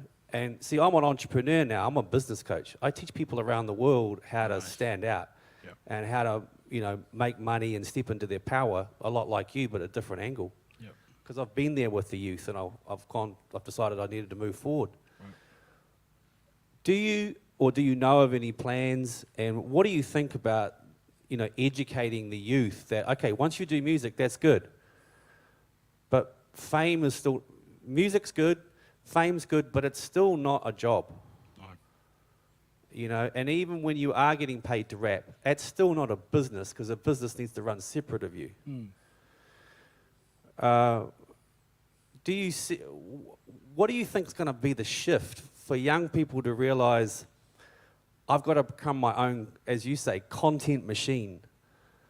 You know, I know that they're starting to figure it out now with social media. You know, they're starting to figure out with TikTok. I just did an event this morning with a guy in Hawaii on TikTok. So, you know, and they're starting to figure it out. But what do you think is going to help these kids make the leap? And do you think it's got to come from our generation to reach back and say, hey, you might not know who I am, but, you know, I'm 30 years ahead of you. You know, which is crazy, right? Sounds like a big number. But if you keep following this, you're going to have 2 or 3 things that you remember, and you're going to be back to being broke and trying to pay bills. So at this moment, you have to seize it. You know, you have to make these relationships, and if you're angry at everybody, you won't form the relationships that will help you build wealth, and you will never get free. How do you feel about that, and what are your insights into how that can change? Because, again, I'm sick of the loop. Oh, yeah, definitely, bro. Thanks for the question, bro. I see it as an, for me, I'm actually blessed to actually click over, actually to find that niche that this is it, like, this is what I want to do, this is the path. Everyone has their own time zones, it's different. Me, I'm very familiar with pain, so I go through a lot of pain. And in that sense, I saw it as a therapy to actually write on these songs. But everyone else, I know some dudes who haven't clicked over and they've been in the industry for a long time, and they're still talking trying to stay relevant. And it doesn't look that great on the end, bro. You know what I mean? Like, you have not being said. I'm not going to drop any names on this to get me into trouble. But, I mean, there's a few of them, bro. I know, bro. I know. I've seen one of them yesterday.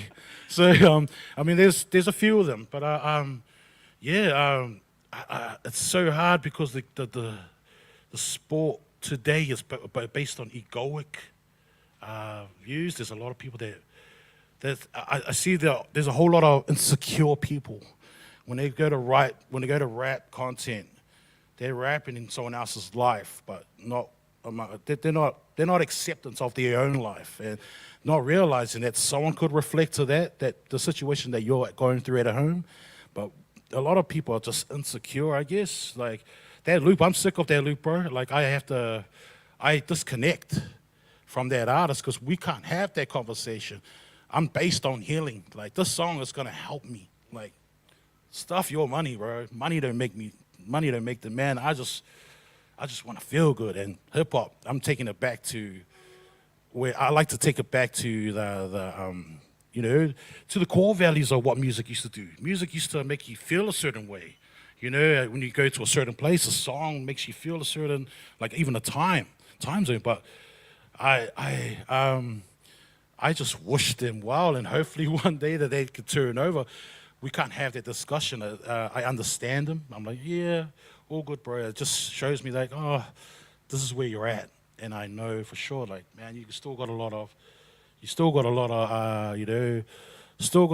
long way to go, to actually find it. And when I do find those artists, bro, I give them their flowers, bro. I'm like, you know what? I love that song and how you reached out and how it made this person. It made me feel that way as well. But a lot of people won't give anyone else props as well. Like, they're so caught up on themselves. Even if they like the song, they wouldn't even go over there and give that man his flowers and say, bro, I love that song.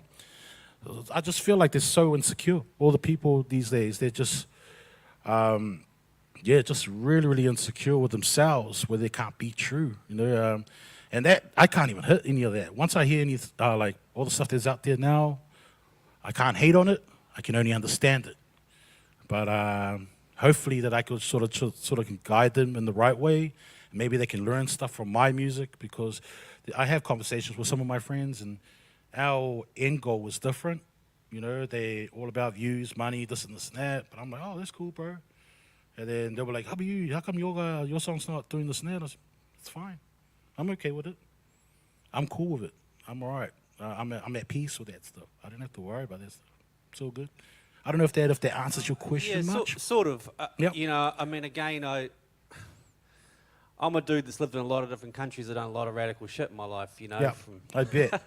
skateboarding with Tony Hawk to performing on the same stage as Black Eyed Peas and The Roots and all that sort of shit. And nice. At that moment in time, it was big news, Yeah. Oh, you made the final of a New York rap battle. Yeah. Big deal, I know. But that was years ago. Yeah. That's 20 years ago. But they're still cool, though. Yeah, I know. They're still dope, bro. But my point is that we all go through that, where we have these moments where things pop. You know, I got this opportunity, and King Caps is like my best mate, so I know the story, the background, And so when I hear that, I sort of think, well, what's the future for hip hop cats? Like once they're past their use by date, because straight up, when you're in your 20s, you're fresh and you might have the right sneakers on. That's right. But pretty soon you're going to get older and people are going to go, I mean, for example, I'm 52. Do you think that my hunger for freestyling and rapping has dropped? Yeah, Not at all. not at all. But I'm 52. Yeah. People go, well, you're old. I go, and? Yeah. Pass me the mic. Yeah. You'll see. Yeah. Yeah. And I want that to be the future for people that, like KRS-One's trying to do it, and a lot of these dudes are trying to do it, create platforms, and again, Swiss Beats is trying to create platforms and all that sort of stuff. It's like, how do we create platforms in New Zealand? Because as you say, there's no such thing as national hip-hop anymore. Yeah. There's no borders. You can put a song on TikTok right now and 15,000 people can listen to it tomorrow. Yeah. So how do we create platforms for that? And, I just want to really open it up to you and just actually plant that seed for everybody else, because the reality is this moment where you've got your shine on is small. Yeah. That's true. But your talent is huge. Yeah. But you haven't tapped into it, and clearly you have, and I just want to say thank you for sharing with everybody. Appreciate you, bro. Like, honestly, that's what, as I said again, I'm actually lucky to actually find that. For myself, like, I'm good at engaging with children. Like, I'm like a child whisperer. I don't know why, but I have that. And with the kids, like, I'll just drop to their level. Like, hey, bro, my sarcasm is like, it goes straight through the roof, man. I am like that to the kids. So for me, bro, it's like, I had to sort of learn all that stuff and try and be that person. And because in my neighborhood, it requires a personal proof. So for me to come in, they're like, oh, he's been about that life. Yeah, because they've known me before I became a musician. So even for myself to come in this industry, I went for a radio band because of my friends that I was connected with. But these are my friends that I grew up with. But they're like local gang members and they've done bad things. But I knew them before all this stuff. So because I was tied to them, they banned me. Like all these things. But I haven't even released a single yet. So it's just crazy. Like that's what I say. I'm just actually blessed to actually try and create these platforms. Because I really want to see the next people. And to me, it ain't about money. It's about pathways. See if this kid made it through. And you know what? I'd rather be involved in her beginning stages, and they say, oh, you know, Move was part of her this and this and that. To me, that means more. She might shoot through the stars and say, oh, yeah, big thanks to Move. To me, that's more than money. I don't want your money. Your legacy, you're going to help out others along the way. So I like to plant seeds, help out others as well. Myself, one of my students is here. Instead, usually, I'll probably bring Mr. Sickle Face Killer with me. But guess what? I'll bring my student with me. He's 18 years old. Rap, sing, dance, you name it. And he's in the industry now. He's gonna blow up. So what I thought I'll bring him here. I'd rather bring my student here who will embrace it and appreciate the Christchurch Hip Hop Summit and embrace and meet the likes of yourself, Red, Tihei, Danny, everybody else here. So he's soaking up game since we've been here. It's like, man, this is cool, bro. And I'm like, yeah, bro. And, he's seeing all the breaking, all the graph. We're going for walks around here and seeing all the murals. And it's just hip-hop vibe. And that's why, for me, my student, I said, bro, this is an opportunity for you to soak game and meet people, learn about our culture and all that stuff. So, I'd rather bring this guy, someone who appreciates the moment and who will soak as much information. And this guy here, he likes to soak up a lot.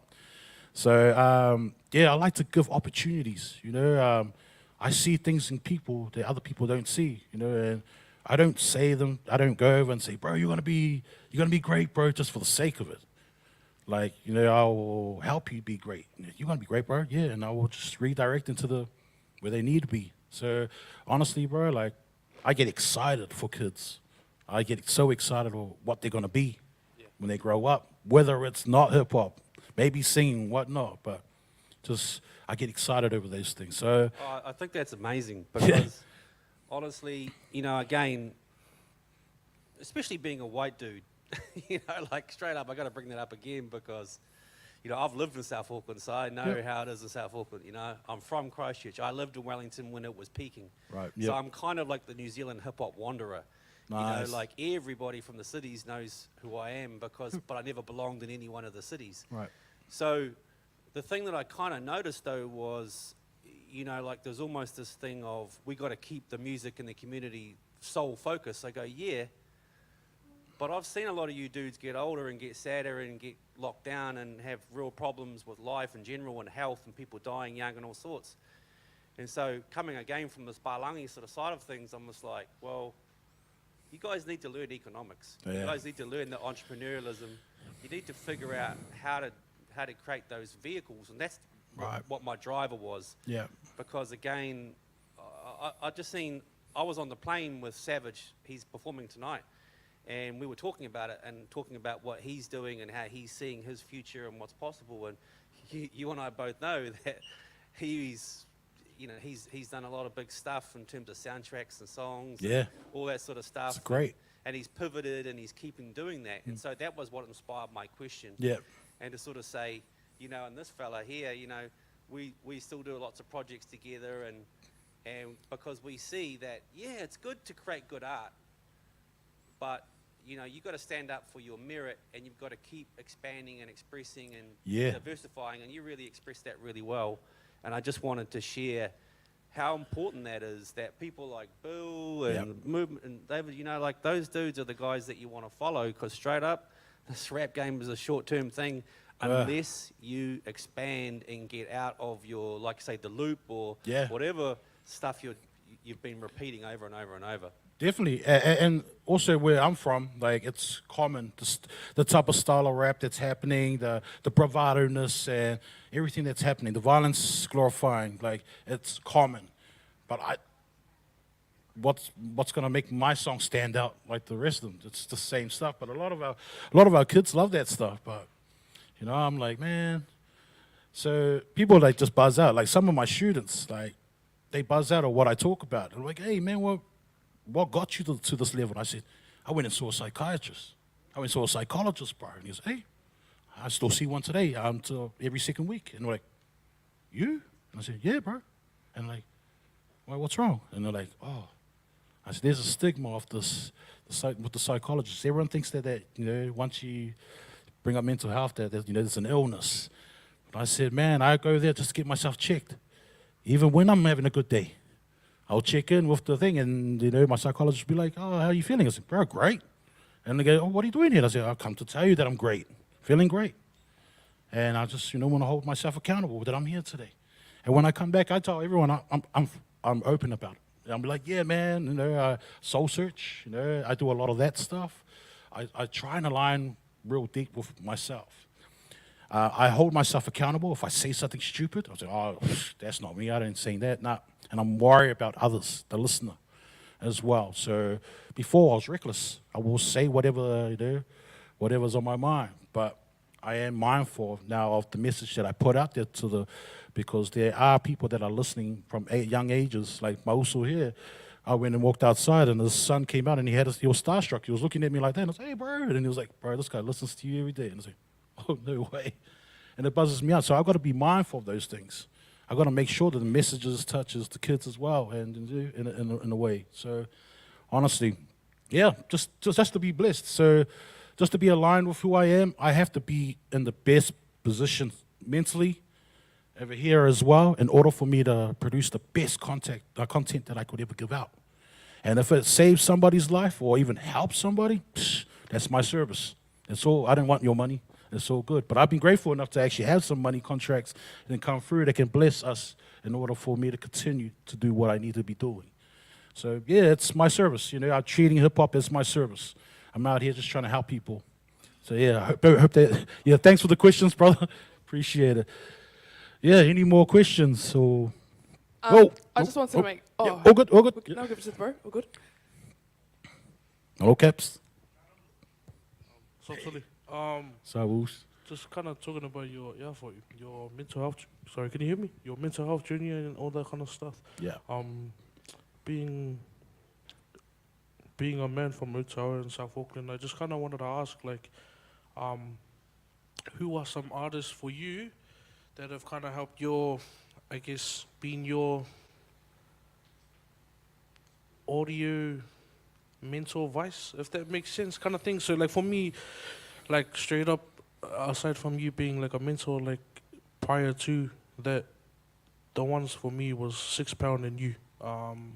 6 Pound, bro, love that dude. So killer, the album, 20 something chapter 25 verse 2 or something like that. And I've already expressed my love for the graduated best here. And I guess I kind of wanted to hear what your perspective was, or it's just some artists that you kind of, what's it called, put your feet in the soil with, like some artists, especially as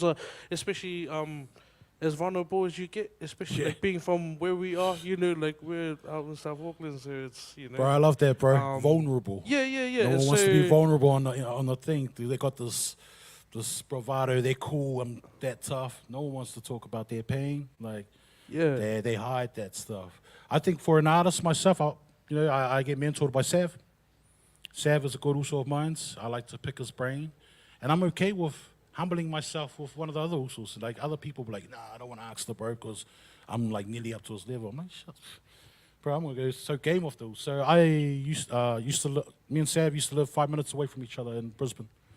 So, you know, I'll go visit the uso. And then I will talk about what I've been up to. And he'll tell me what he's going to get up to soon. And we just exchange ideas and just sort of build that vibe. You know, I'm really, I'm a type of person who likes to search for good energy.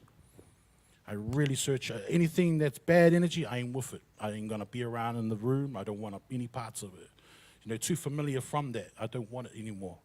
So, you know, 40 years of my life has been a living hell. Like, it's been hard.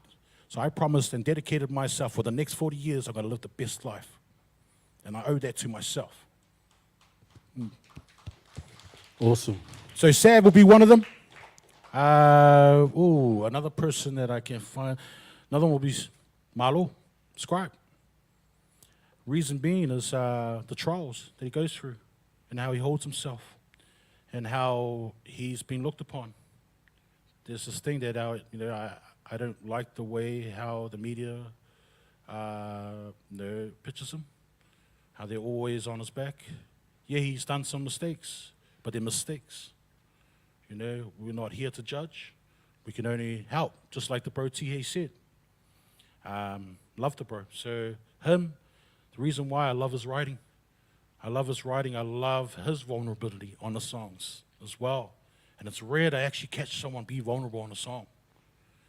Explain their life stories or even, just because there's a lot of things that have happened. And, you know, I feel for the brother. So, I don't know if that answers your question, Uzo. Any other questions? You got a question, Jay? Sad. It's not really a question, but I just wanted to give you your flowers, really. Really? Yeah, I'm just so stoked that you're here, Move. It's a real pleasure and a big blessing for us. So we're really, really stoked to see you here. For me personally, I love Master. It's one of my favourite bangers. I think it's like a proper Aotearoa hip hop banger. It's a Pasifika banger. And I love it. And I actually put it on our runway track list for one of our... I heard it. Yeah, but the buzzy thing is, right, I already had done the music and, you know, all the labels and things, and then Certified, who was Parole's label who you're connected to, that's your bro, right? And I had no idea you were even going to be involved. And then somebody said, I don't know, maybe like last week or something, that you were actually going to come and be in the show for Parole's brand and model down here. And I'm like, wow, and it just blew my mind. And like I felt so blessed, and I felt really happy in my heart, because I just want to thank you for your contribution and give you your flowers, basically. Oh, thank you, sis. Honestly, like, I mean it when I said I was going to come here and be amongst it. I was like, I'm here to help. Yeah, I'm an artist, but I'm here to help move the chairs, clean up, whatever you want. I'm here to contribute. Like, I'm no one special. I'm just here to help with the scene. So, I'll travel from Australia to actually make that happen. Yeah, it's all good, but thank you. Honestly, again, you guys are doing a great job here. Keep doing it. These kids are loving it. You know, it's good to see them do the stuff. We need to be doing that stuff. So give you guys yourselves a pat on the back, man. It's huge what you guys are doing. I appreciate you guys, man. Yeah, is there another question? I got a question, my brother, Mano Master. I got it. From a MC point of view, what is the thing? What's the at this age that we're at as sort of outer statesmen of rap music, of Samoan rap music around the world? What is the things that keep you motivated as an MC to keep on moving? Because I've seen this guy, and he's probably one of the most consistent MCs and Samoan MCs that keeps on releasing. But what he releases is always dope. there's never been a time where you go, I'm not really sure about that track. But what I've seen is the consistency, but also the talent, but also the cultural ability for you to be able to be a Samoan, but take that platform out to the world. And now the music that we've made, that other Samoans around the world have been able to go and check what we do. Because remember, everyone else is far away, and they don't understand what the Pacific Islands is like. So us putting Samoan images on our music videos lets people who are far away that are Pacific Islanders also see what the Pacific Islands are actually like. And what I love about your musicals is that you've been able to explain to a pinpoint accuracy about what Samoan life has been as a youngster, being born in Samoa, and then coming here and then going back. But what I love about what you do is also is that you always carry the Samoan flag on your back. And so from a point of view from another Samoan MC, that I got to say, thank you for keeping on doing that. And I wish that, boom bap, just boom bap, straight up rap. Also is like that's where my heart's at. And every time I hear it, I go, oh yo, that's what I want to hear. That's what I want to rap. 'Cause, I make other styles of music and all of that, but when I hear your stuff, it always just makes me go, what am I doing? What am I making this other music for? So I'm just saying, that thank you for keeping the Samoan boom bap style of hip hop alive and just keeping it going. And you and guys like Rex that are just keep on. That's the platform, and it's the true art form of MCing, which I love. And just from a hip hop boom bap point of view, as a Samoan MC to a Samoan MC, thank you very much, because you are one of the dopest Samoan MCs that I know on this planet. Thank you. Did you hear that? That's coming from a god himself. Man, thank you, Bill. Lava also. In that sense, I had to. I'm a what do you call it? I really embrace the earlier OGs before me, like yourself, Erman, Cos, those who cast the field style, everyone else that came through the industry. I salute those OGs. So for me, I wanted to follow off your guys' paths, and I wanted to do what I could do with my service, because honestly, you guys are held in, as one of the pillars for Samoan hip-hop. But, there's a lot of Samoans here in New Zealand now. We've had a Samoan all-black captain. Who would have thought? But, because we're accepted here so much. So I try and follow up from your job. Wherever you're going, I'm going to be right behind you, and I'm going to enhance on what we need to put out there and be proud people, because we are proud people. But sometimes, I try and teach our other Polynesian rappers that it's okay. It's okay to rap bits of the mother tongue, but that's you. That's because the way I'm rapping on these songs, it's the way I talk. So really, it is what it is. And honestly, I'm grateful to have OGs like yourself to help us make our job a whole lot easier to come in the industry. Because just imagine how hard it was for you back in the day. And I bet it wasn't easy, bro, because now all over the radio, you're hearing all these artists rapping in Samoa, like Lisi and all these guys. But, to me, it's showing how far we've come now. And I'm not thinking about myself. I'm thinking about all of us as a whole. We're a team. So your contribution is huge.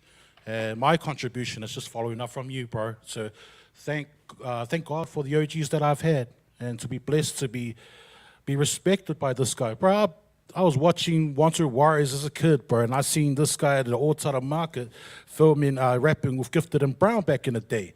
So that was Caps back in the day. It was Brand Muffin.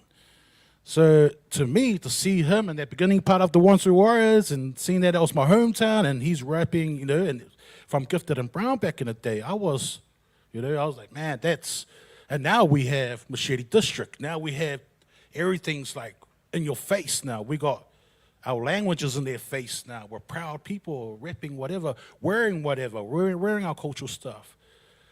It's come from a long, it's come a long way, man. And honestly, if it wasn't for you, bro, I wouldn't have been in the position where I'm at today. So, my Lord Master.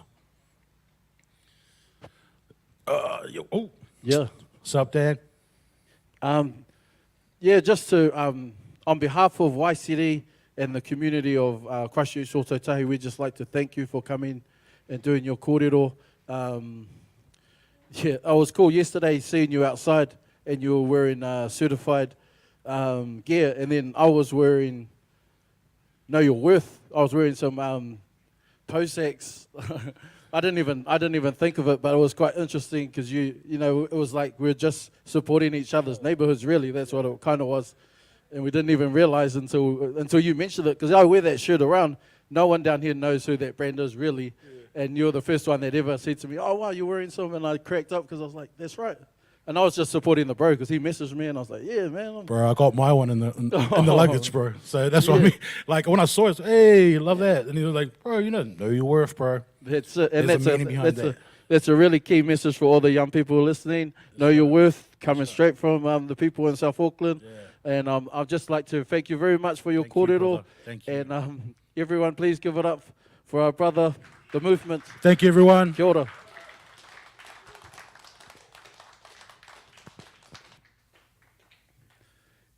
And right about now, what we're going to be doing is we're going to be bringing up a Christchurch, another Christchurch OG and a YCD former staff member and Pacific Underground legend himself, Jamie Peace.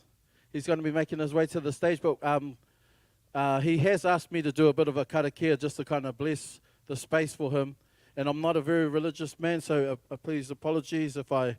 but I do actually have a karakia in my pocket that I thought would be appropriate, so I'll do that for him just to kind of help, put him at ease. Okay. Pauhihiri paurarama, pau o te whakaro, pau o te tangata, pau o te aroha, te pau e here nei I a tātou, mauri ora ki a tātou, haumie, huie, taiki. And that basically translates to may clarity be yours, may understanding be yours through reflection, through personal endeavor, through respect, the virtues which bind us as one, may we be filled with well-being, bound together, unified. Kia ora.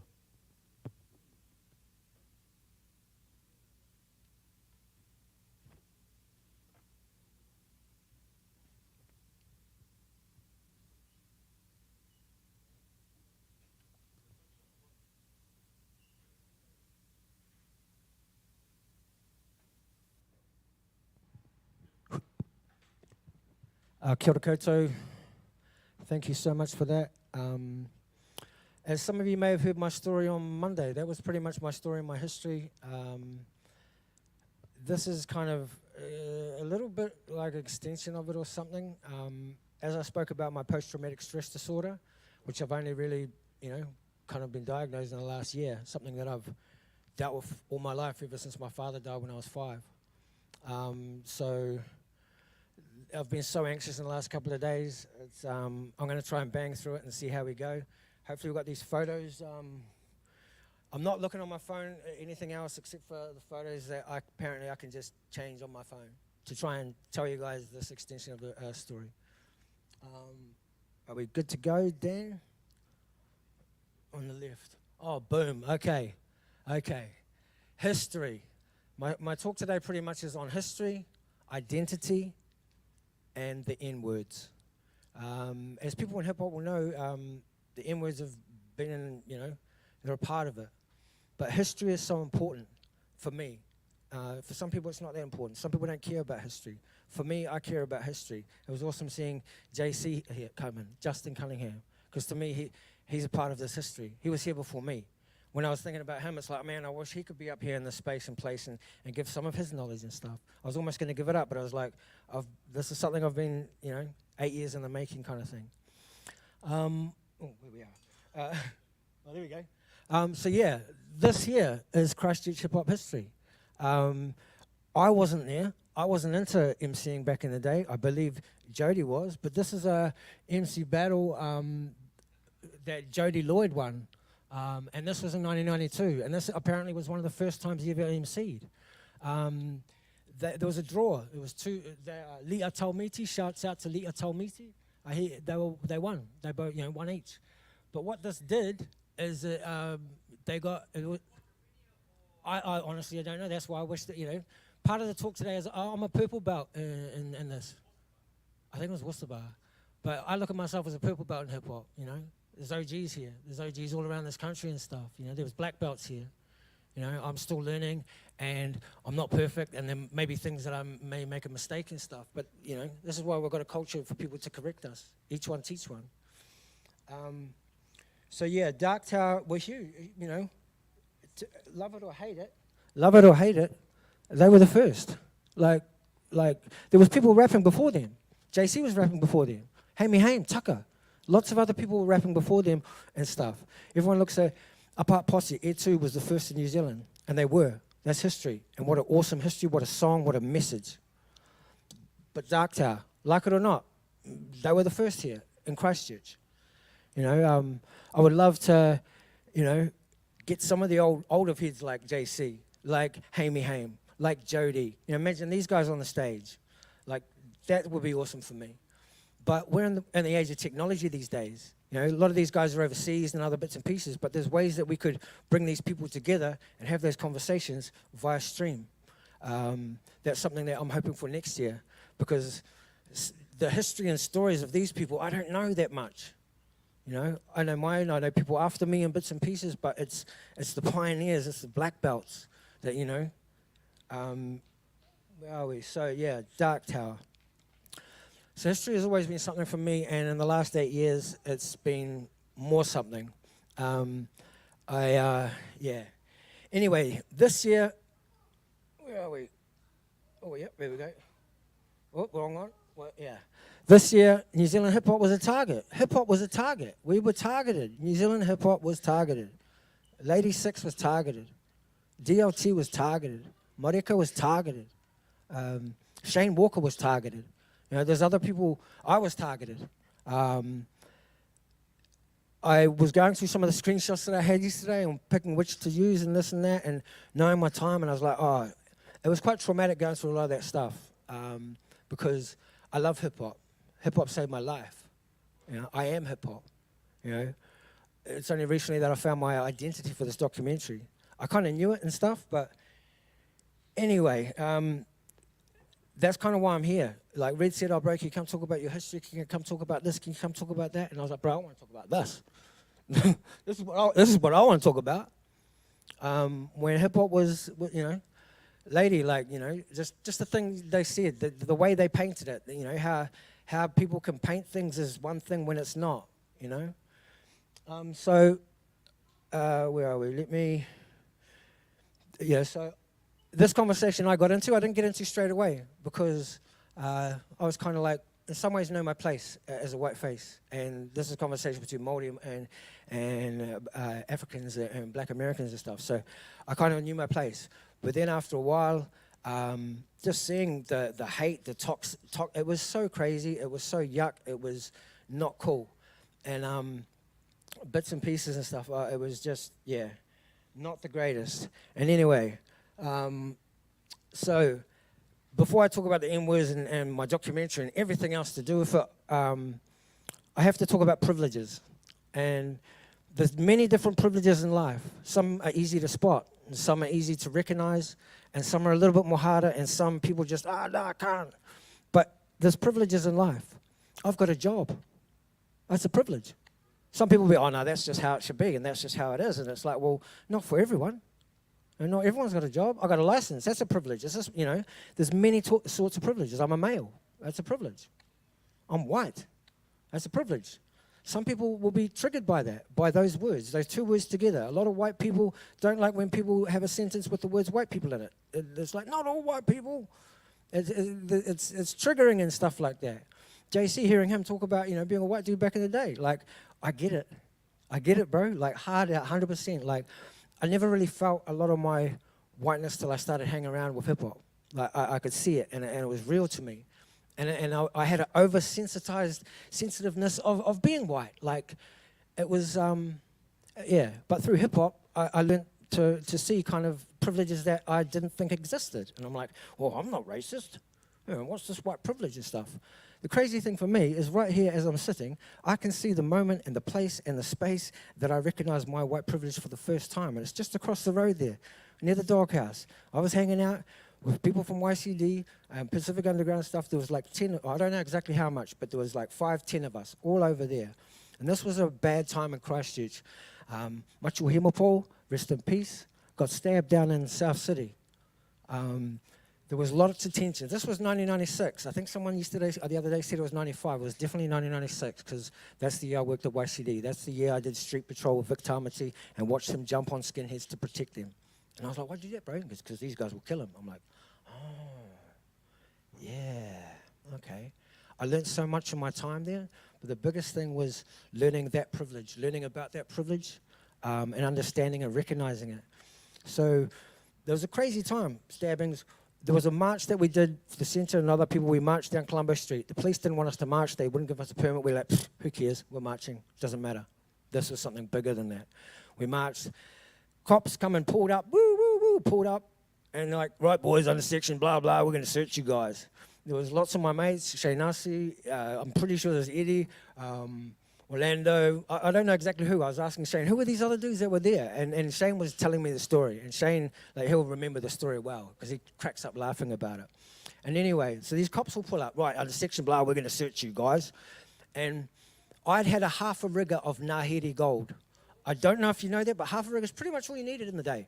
Like, it was $6 a flagon or whatever, and you go house with friends. So I was already pretty tiddly. I was already this. And so, boom, boom, right, boys, we're going to search you, and blah, blah, we're going to search you guys. This cop grabbed me and goes, oh, you're all right, mate, you come over here. And I'm like getting separated from my mates, like completely separated, and a little bit tiddly, and I'm like, nah, that's racist. Nah, that's wrong. Nah, search me. And I went off. You can ask my mates, you can ask my friends, and they were like, yeah, bro, he went off. Like, it was the first time I seen it. I knew it then as racism, but now I see it as institutionalized systemic racism. And it's not everywhere. It's not all cops. It's not all this. But it happens. White privilege is institutionalized racism to me. It's not. Oh, I was born poor. That's wealth privilege. That's what I mean. There's lots of different privileges. White privilege. A lot of people get kind of cut up about it. It's just accepting that institutionalized racism happens. That's all it is. That's all it is. It's not nothing huge.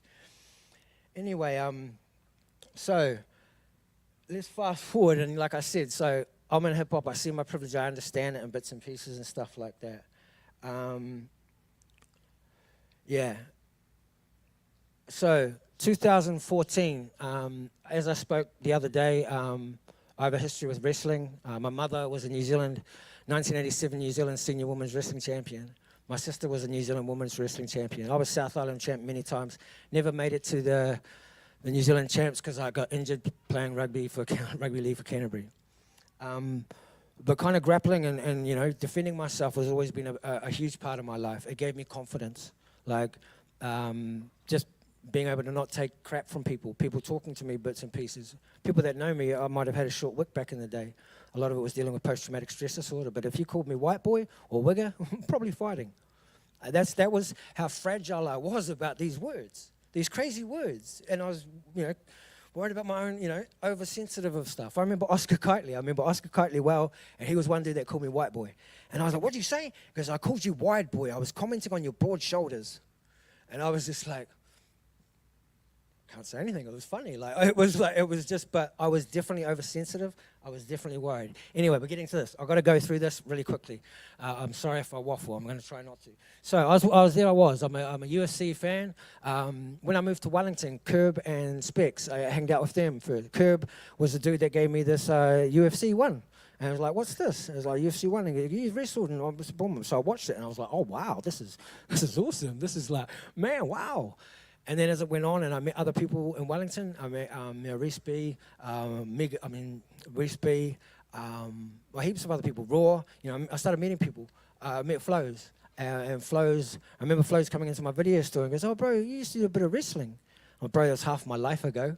And he goes, "Oh," because he talked to Marlo. He talked to Marlo about, "Oh, who's this guy, Peace?" And he was like, "Oh, Peace, bro. He's 120% dude. He's one of those good, you know." That's what Marlo had said to Peace about me.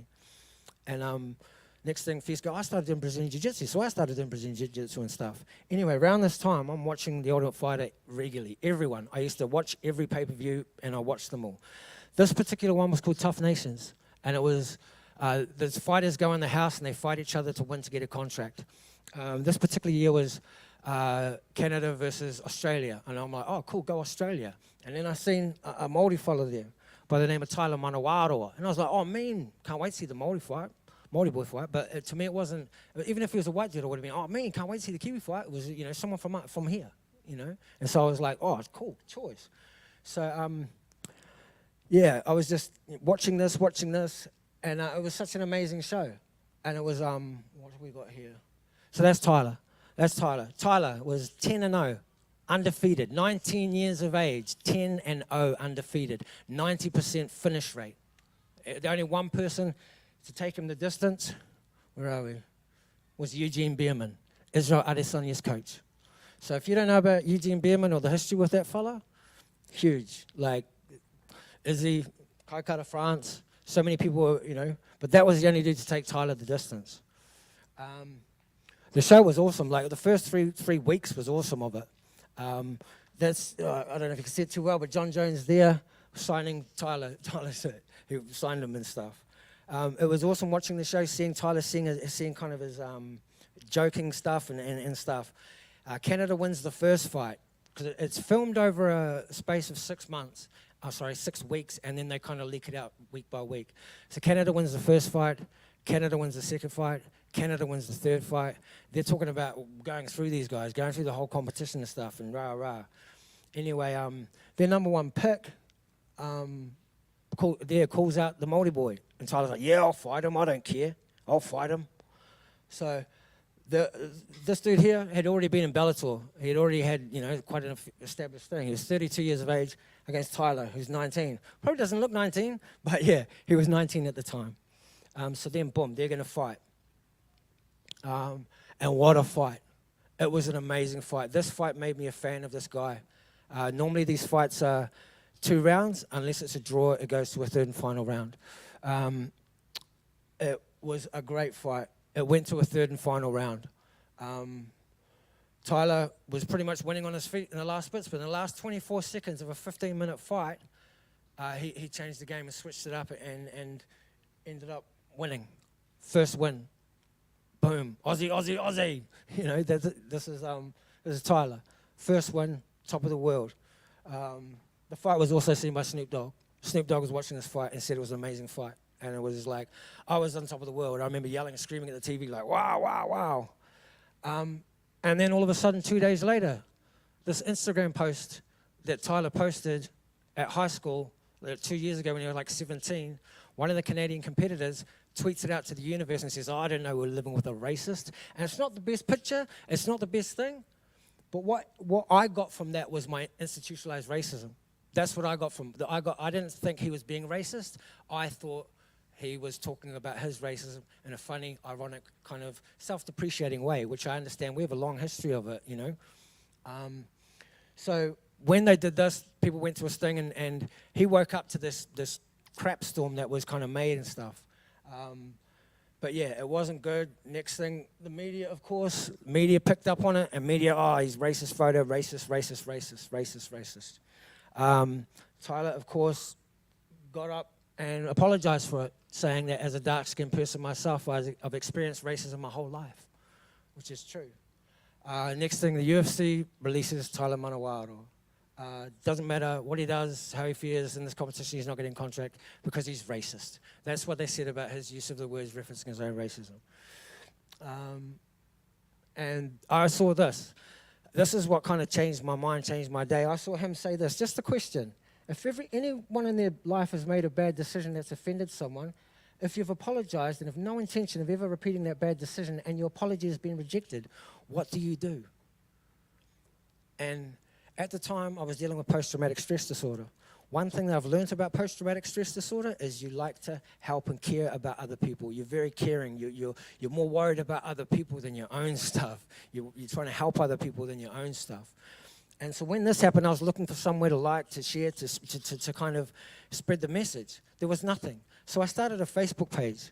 I've never done that in my life, and I just felt compelled to do it. But this is wrong, this is crap, this is not right. So I started a Facebook page. Within like 6 days, I had 5,000 followers.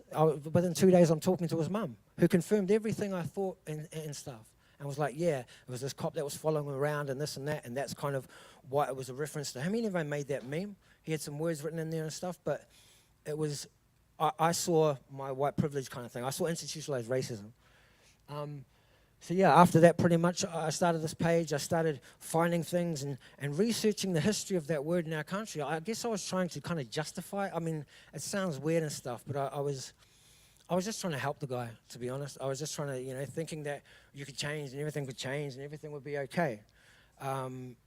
It was pretty crazy, some of the stuff I found. One of the first things I found, one of the first, whoa, what? Crazy moments that I was like, wow, was here in New Zealand, here in Canterbury, you could cross N-word stream, climb N-word hill, and stay in the N-word huts. That was my first, whoa, wow.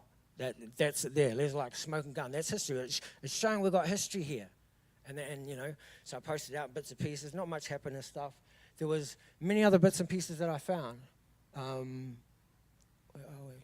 are we? The horses. So the First World War, 10,000 horses went away to war. 10,000. Some people didn't have a son, so they sent their horse. Only 4 come back. Betsy, Doris, Beauty, and N-word. There was lots of horses back then named Edward, and I was just like, okay, wow, that's crazy, Where are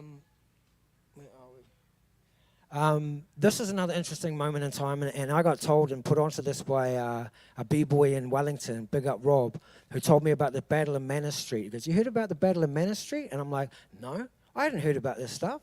Like, I didn't get taught a lot of stuff, especially Māori stuff at school. I never got taught about parihaka or ruapekapeka, takuti. I never got taught about these amazing people in our history, like never at school. It's only afterwards that I kind of searched for that information and stuff. So Battle of Manor Street and the Second World War between American soldiers and New Zealand soldiers. It was all hushed up, but it was basically started because of the N-word. I think this is a video that hopefully will play. If we got it, turn it up. Could we turn it up or? Over 100,000 American soldiers were stationed here. In the most part, they were welcome. Strong young men helping us feel secure in a time of war. But they were very popular with the ladies, which led to a certain amount of friction. Occasionally a brawl would start.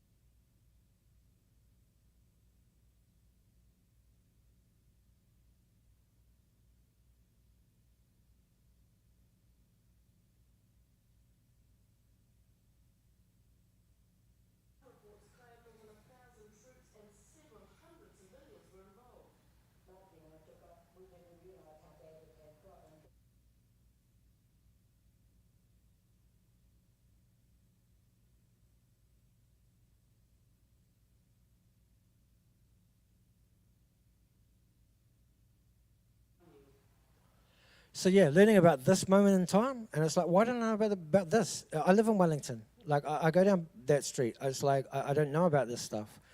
So that was crazy. So I was posting on the page, trying to get the message out there that there's a grey area, and I suppose a lot of my documentary is a grey area. Where are we? Okay, next, another crazy moment in history and time. This is Kevin Tamati, Greg Darling. Like, this is a fight that is quite synonymous and well known in our history. A lot of the young ones don't know. But Kevin Tamati and Greg Darling, they had a fight on the field. They both got sin bin. They're walking off to the sideline. They're wording at each other and this and that, and then boom, it's all on again, right by the crowd. That was pretty crazy, like brawling stuff and that. It was crazy. But 23 years later, Kevin Tamati comes out and talks about the racism that he had heard. Black C word, effing N word. And I was quite gobsmacked because I didn't know. You know, there's so much that I didn't know. And there's so much that I can share, but I'm not going to go too crazy. But yeah, when I started searching and stuff, there's a thing called Past Papers that has all the papers, and they scan in bits and pieces. I put the word in. When I first started, it was like 100,000 or something like that. It was a lot. At the moment, as it stands, there's like 237,000. You know, it's growing. There's stuff is getting found and getting scanned, and more stuff's out there. More stuff's being made available and stuff. That's one that I found that I'm like, this is 1906. This is how they used to advertise a job here in New Zealand. It's crazy. But it has history here, and the history is important. That's all. It's kind of where we go. And also our gangs. Our gangs here have a history. Our gangs have a history with that. We're one of the first youth gangs in New Zealand was called the Nigs. Some of those members went on to become Polynesian Panthers. But yes, the Nigs called them that name because that's what they were called. If you know anything about these two gangs, that word is synonymous in these two gangs for like 50 years, or I'm not too sure on exactly. So all this stuff I'm going to hopefully find out. But yeah, our gangs have a connection to that word. But yeah, like history, like seriously, like what do people know? Like, it was crazy for me, like when I did all this and I was going to go have a protest in Auckland, the first ever UFC, and it was all this kind of stuff, and my post-traumatic stress disorder obviously was getting the better of me and stuff. And yeah, but I suppose for me, yeah, it's kind of about history and stuff. Anyway, when this stuff happened earlier this year, when Lady, when Mariko, when DLT, when all these other people got kind of attacked and stuff, there'd be very few people from hip-hop on Twitter, little bits and pieces. These people had big group chats of people, and they come, you know, they were just bullying people. It was toxic. There's people here that I know that were, you know, a part of it, that seen it and stuff. But for me, some of the bad stuff that kind of happened is because of this. Social media is kind of crazy. You know, people, I have social media anxiety. I used to be like, if you talk smack about me on social media, I'm coming to your house. That's kind of how I feel. You say something on social media about me, it's the same as saying it to my face. And there's certain other people that were involved in that will feel the same thing. There was threats, there was all other bits and pieces, and other bits and pieces like that.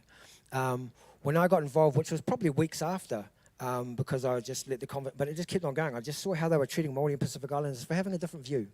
And so I kind of went in and did a video of Scribe and Scribe's dad saying, talking about the racism and the N-word. And some people were like, oh my gosh, Scribe said the N-word, oh, I can't do that. He was talking about his own racism. He was talking about the white supremacists and skinheads and stuff like that. But these people don't understand the two words. I'm not too sure. I don't want to hate on those people. Before Tihei and David were talking about love, you know, showing love. I'm more about love, you know. I don't want to hate on these people. I want to show them love and stuff. But yeah, I remember a time like I deleted the page and I was just like, stuff, I can't worry about this. And it was a friend of mine in Wellington that goes, bro, you know all that stuff that you found about N-Word Hill and all that other stuff and that you found? And I'm like, yeah. He goes, bro, you should do a documentary on it. And I was kind of like, what? And I kind of redid the page and started again. But it started being like, yeah, this is an important kind of story. And it's not my story. For a long time, it felt like it never been my story. It's our stories. It's a hip-hop story. It's all this kind of stuff. But to me, it's kind of like, I don't know, you know, that's how I felt. And when I got involved, there was one dude from America that said he was coming over here. And he was going, oh, it's on site, and this and that, rah, rah, rah. And I was like, peace. Everything I started was peace, and I was trying to show them love, and trying to show them. I said, bro, Just so you know, there's people in here that use that. I think I put pictures of Black Power and Mongrel Mob. I said, there's people with a history of that word here and stuff. Just be careful. And he was like, nah, this and that. I'm coming, you know, blah, blah. And I think he got his account suspended, didn't see too much of it, and then there was other bits and pieces. Then he comes back, and these are the tweets that I was going to put up. I was going to show all this, but yeah, you don't need to hear it. I need to speed it up anyway. But anyway, this guy's like telling me to meet him. Meet me. I'm like, yeah, sweet as. Sweet as. He said it's on site. He says it's all this other stuff. I'm like, sweet, bro, because he landed in Wellington. Like, he could have landed anywhere in this country, but he landed in my city, and he's still talking smack. I'm, bro, it says live in Island Bay. Like, we're pretty much neighbors. We can meet. And boom, and he's like, you're not going to, you know, he was saying, oh, bro, I'm going to meet you. You know, I'm not the person that you know, talks smack and, you know, can't back it up. I don't want to fight. I'm not a fight. I mean, I don't like to, I'm a man of peace. I went there to talk. I went there to listen. I went there to try and have a conversation about it. Obviously, it didn't go great, but at least he felt my energy. And I don't mean physically, because he didn't throw any punches at me. When it was a lot of yelling and screaming. But yeah, it was something that kind of, it gave me my identity of this documentary, because he was saying, nah, it's your story, you got to own it. Because I was trying to tell him, it's about our stories, it's about our history, it's about this. And he goes, nah, it's your story, you got to own it. And then I was kind of like, okay, yep, sweet as. He goes, I want you to stay out of these people's mentions. I want you to stay out of black people and Māoris mentions. I'm like, sweet, bro, easy, I can do that. And I want you to stop this documentary and rah, rah. Yeah, nah, it's not going to happen, bro, sorry. And I don't know how many times he said, well, I'm going to punch you. And I go, bro, I'm right here, do it, go, I'm here. Because that, you know, I was there to talk, but I wasn't scared of this dude. I needed to feel his energy, I needed to feel mine. Where are we? Where are we? Oh, yeah. So I showed you a couple of articles that were written about Lady Six and DLT and all this stuff. Lady Six basically said hip-hop is for everyone. Hip-hop is for anyone. Anyone can be a part of hip-hop, and that's truth. You know, they were saying, oh, you're trying to erase black culture. You know, I'm not going to get too much into it, but from my understanding, the culture and the music are kind of different things. They're hugely related. The culture, you know, wasn't just black people. There was Latino, there was Puerto Rican people. You know, the culture comes from poverty. The culture comes from the struggle. You know, it doesn't really matter the color. It doesn't, you know, it's about skills and stuff. But, you know, when it happened, and when I met this dude, and he kind of, as soon as I sat down, boom, he took a photo of me and put it up on the net, and their whole group chat, you know, boom, next thing someone's writing a bit about me, lifting the veil, like, here it is, guys. And they wrote a little bit about me, but they didn't really talk about hip-hop, and they didn't really talk about gangs. And to me, I started realizing I've been focusing on the history too much. I've been focusing way too much on the history, and why is it these still here? Why does it still exist, these words? And it's because of hip-hop, and it's because of gangs. Not everyone in hip-hop says these words or wants to say these words, just like not everyone in the gangs kind of says these words. But it's important kind of thing. So it helped me find my identity. Identity is something that many people struggle with in their lives. I have. My brother has. My older brother, Tane, he was white like me, but given a Māori name in 1974. Kind of crazy when you're looking back at it. And, you know, he struggled with that, post-traumatic stress disorder from my dad and other bits and pieces. When you have a lot of things in, but identity is so hard for so many people to find. It's a struggle, and some people lose that struggle, and that's the saddest thing.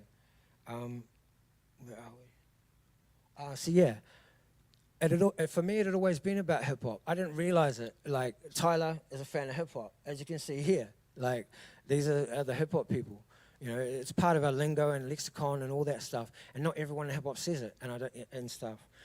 So for me, like, when I started, like, this documentary, and like, filming basically has started today, like now, and other bits and pieces. Like, I'm basically trying to set up, I mean, the story that I told you is the beginning, but then the rest of it's going to be stories. It's going to be stories about hip-hop, about that word, about institutionalized racism, about gangs, about that stuff. That's the basis of the thing.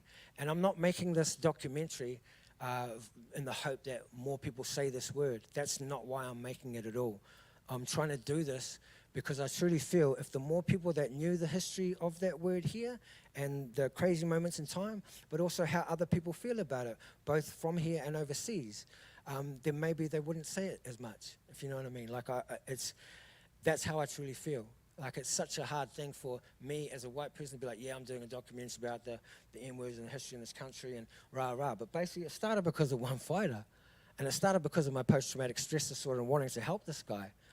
And I see that now. I've spent so much time and energy on this, even getting stressed up about this whole thing. But I'm so thankful to be given the space and place and opportunity to tell an extension of my story and where this is going.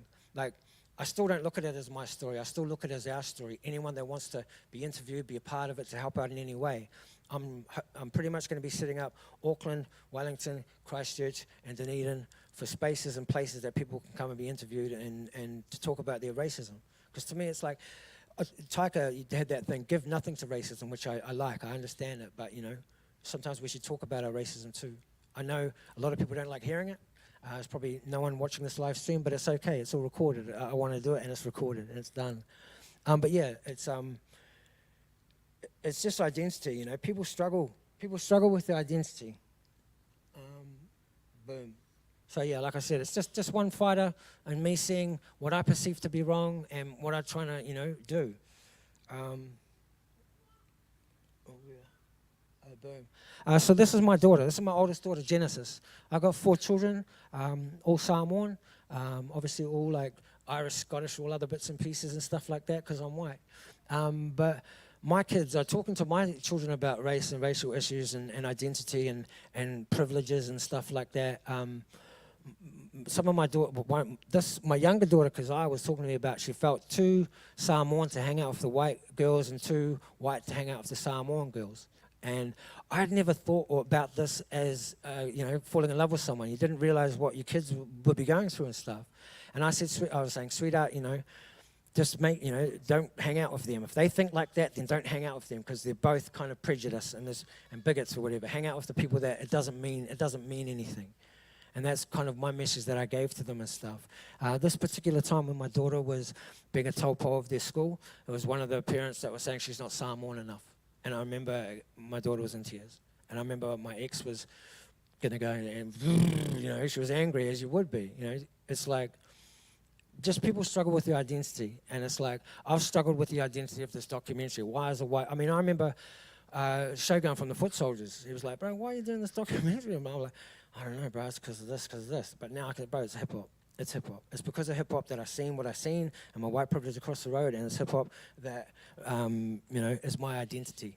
It's my identity of this documentary. It's my identity of me, and it's kind of why I chose this crazy kind of thing to take on and stuff. Where are we? As you can see in this, when Tyler was talking about himself, he says, being black myself, I have encountered all racism all my life. I was making fun of stereotypes. Now, obviously, you know, these days people say, oh, you're not black, you're brown. But for hundreds of years, Māoris have identified themselves as black, as white or black. There was kind of no grey area. And it's not everyone, I'm not saying it's all, but there are people that's part of that, that's who they identify with. That's why a lot of Māori and Pacific Islanders are drawn to hip-hop. They see, you know, the struggle, because they know the struggle. They see, you know, I grew up on messages like fight the power and F the police. You know, those were the messages that I grew up on and stuff. So yeah, it gets me to this point. At the time, I was going to join Zulu Nation. Shouts out to the original members of Zulu Nation. I was going to join Zulu Nation. I'd read the books. There was going to start a thing down here. And I was going to join it to get, like, help, insight, guidance, and which is kind of why I'm here, to be honest, why I did this, because I believe this is hip-hop. I believe hip-hop will understand this. This documentary isn't my documentary, it's a hip-hop documentary made by hip-hoppers.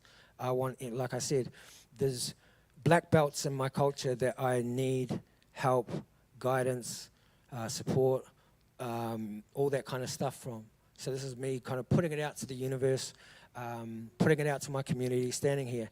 These people wanted, you know, our community to address it, and I'm like, I'm all for it. Like, I'm all for it, you know. But there's other ways. Some people in our community will address it physically and violence and all that other bits and pieces. I'm not for that kind of thing. I don't condone the violence. I understand it, if you know what I mean. I understand the anger and the frustration and the, oh yeah, I understand that. But I'm a man of peace, and you know, I'm hoping in the next summit that we can bring some of these people together and we can have a big conversation about this. This is just me in this space, a white dude talking about these words. But imagine if we had Tukupu. Imagine we had a damn native, DLT. Imagine if we had some of these black belts and stuff that know more about these issues than I do, talking to these people. Like, we could hate on these people. I could have, just hate these people. I don't hate these people. I feel these people have struggled with their identity. But, that's just my feeling and stuff. Identity is huge for a lot of people. And, that's pretty much, where are we? Education. Education to me is the most powerful tool, Each one teach one was Zulu. Like, I wish Zulu Nation would get back together. Or if not Zulu Nation, let's do something else. Let's make up our own thing. Let's like start the community back. Let's do more events like this. Let's reach out to the community. Because hip-hop is so good for me. It saved my life. It changed my life. And I want to inspire and help other kids and help other people to find something that, they can find their identity. You can find your identity in hip-hop. Like, you can be hip-hop. Like, it's like, I mean, these guys might take snippets out of this, and next thing I'm the next target, but I don't care. Bring it on. They already know I'll meet any of them. I'm not scared of them. I'm not scared of my story. I'll talk to anyone about it. It's a crazy thing, but I'm basically here asking for help, asking for support. That footage that you saw of the Battle of Manners Mall, I got off DJ Reese B. He's got a plethora of gold, and I really want to hit up the brother. There's other people that I've mentioned. There's people, like, I've been talking to my community for 8 years about this. Some people will know about this, and some, not Jamie and his stuff again.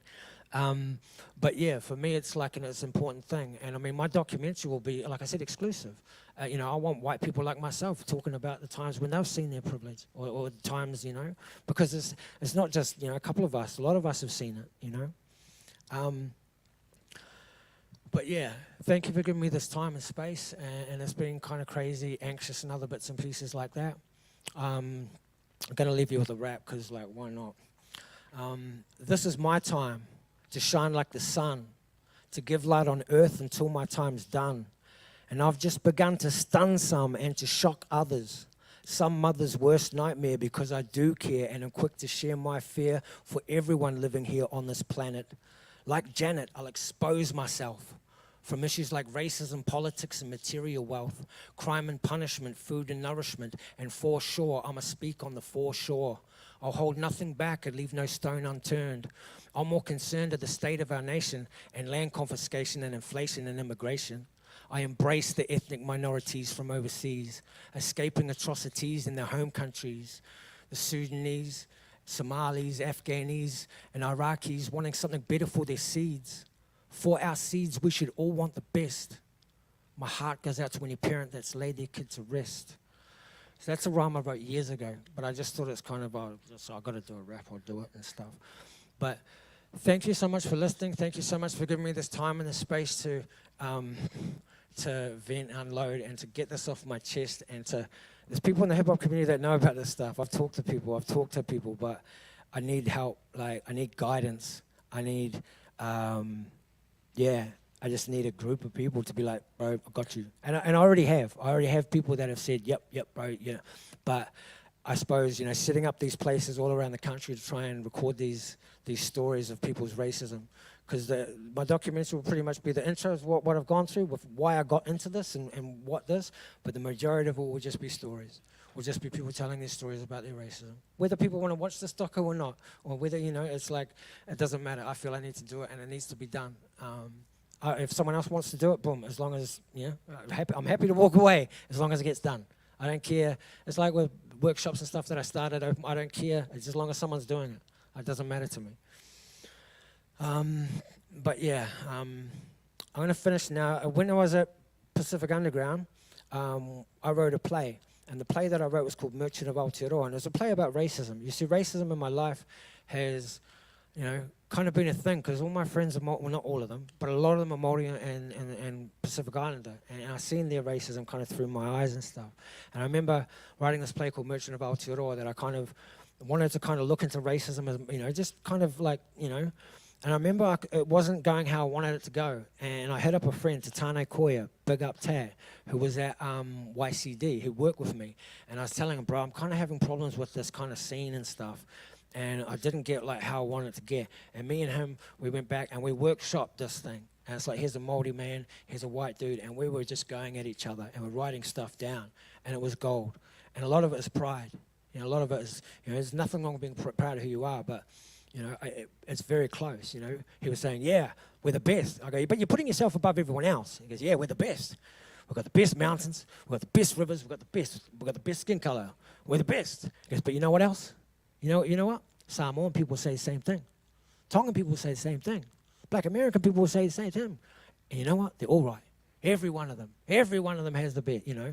And it taught me kind of stuff. I've been talking about this project for years, and now to me it's time to stop talking about it.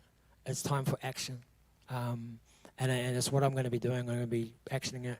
I'm going to be getting people to help. Danny's going to be the Christchurch dude. You know, I'm hoping the Zulu Nation can come back and stuff. You know, I'm hoping for a summit in Wellington and they can talk about this stuff in the panel. We can invite these people to our space to talk about this. They wanted us to address it. I'm keen. I'm keen as. Not for me, but, you know, I'm keen for it to happen. Like, it needs to be addressed either, you know, because it's probably going to be addressed elsewhere, but I'd rather it be done in hip-hop, preaching peace, love, and unity. Like, so I'm just going to leave you with what I did that play. There was a rap that I did afterwards. The rap I did after was beatbox by my mate Shane, and it was Shakespeare. So this is a bit of Shakespeare. If we shadows have offended, think but this and all is mended. Whilst you have all slumbered here, while these visions did appear, and this weak and idle theme, no more yielding but a dream. Gentles, do not reprehend. If you pardon, we will mend. And now to escape the serpent's tongue, or else Pakalaya call. So good night unto you all. Give me your hands if we be friends, and peace shall restore amends. I probably mucked that up, but that's basically me, my story. I'm going to leave you with one song. This is a song that I wrote before the earthquake. I lost my best friend in the Christchurch earthquake. I was the only one blessed enough to record a song with him. I was there with a friend of mine who was a Māori and a Samoan, and they talked about we're going to do the song, and I said, bro, you know me, if I do a song, it has to have a message. I can't just go, yeah, I'm this, I'm that, I'm this, I'm that. It has to have a message. I have to be saying something. You look at us, you got a Māori, you got a Samoan, and you got a white guy. Let's write about that. Let's write about racism, but also being proud of who you are. My mate Jeff, he took off. My Māori fella Chunky, big up Chunky Moses. He went and wrote his first, quick, boom. Jeff went away, wrote his, come back. He spat it to me. He's the only person I've ever sent back, like, bro, to write another verse. Because to me, it's like, whatever MC wants to say, that's their stuff.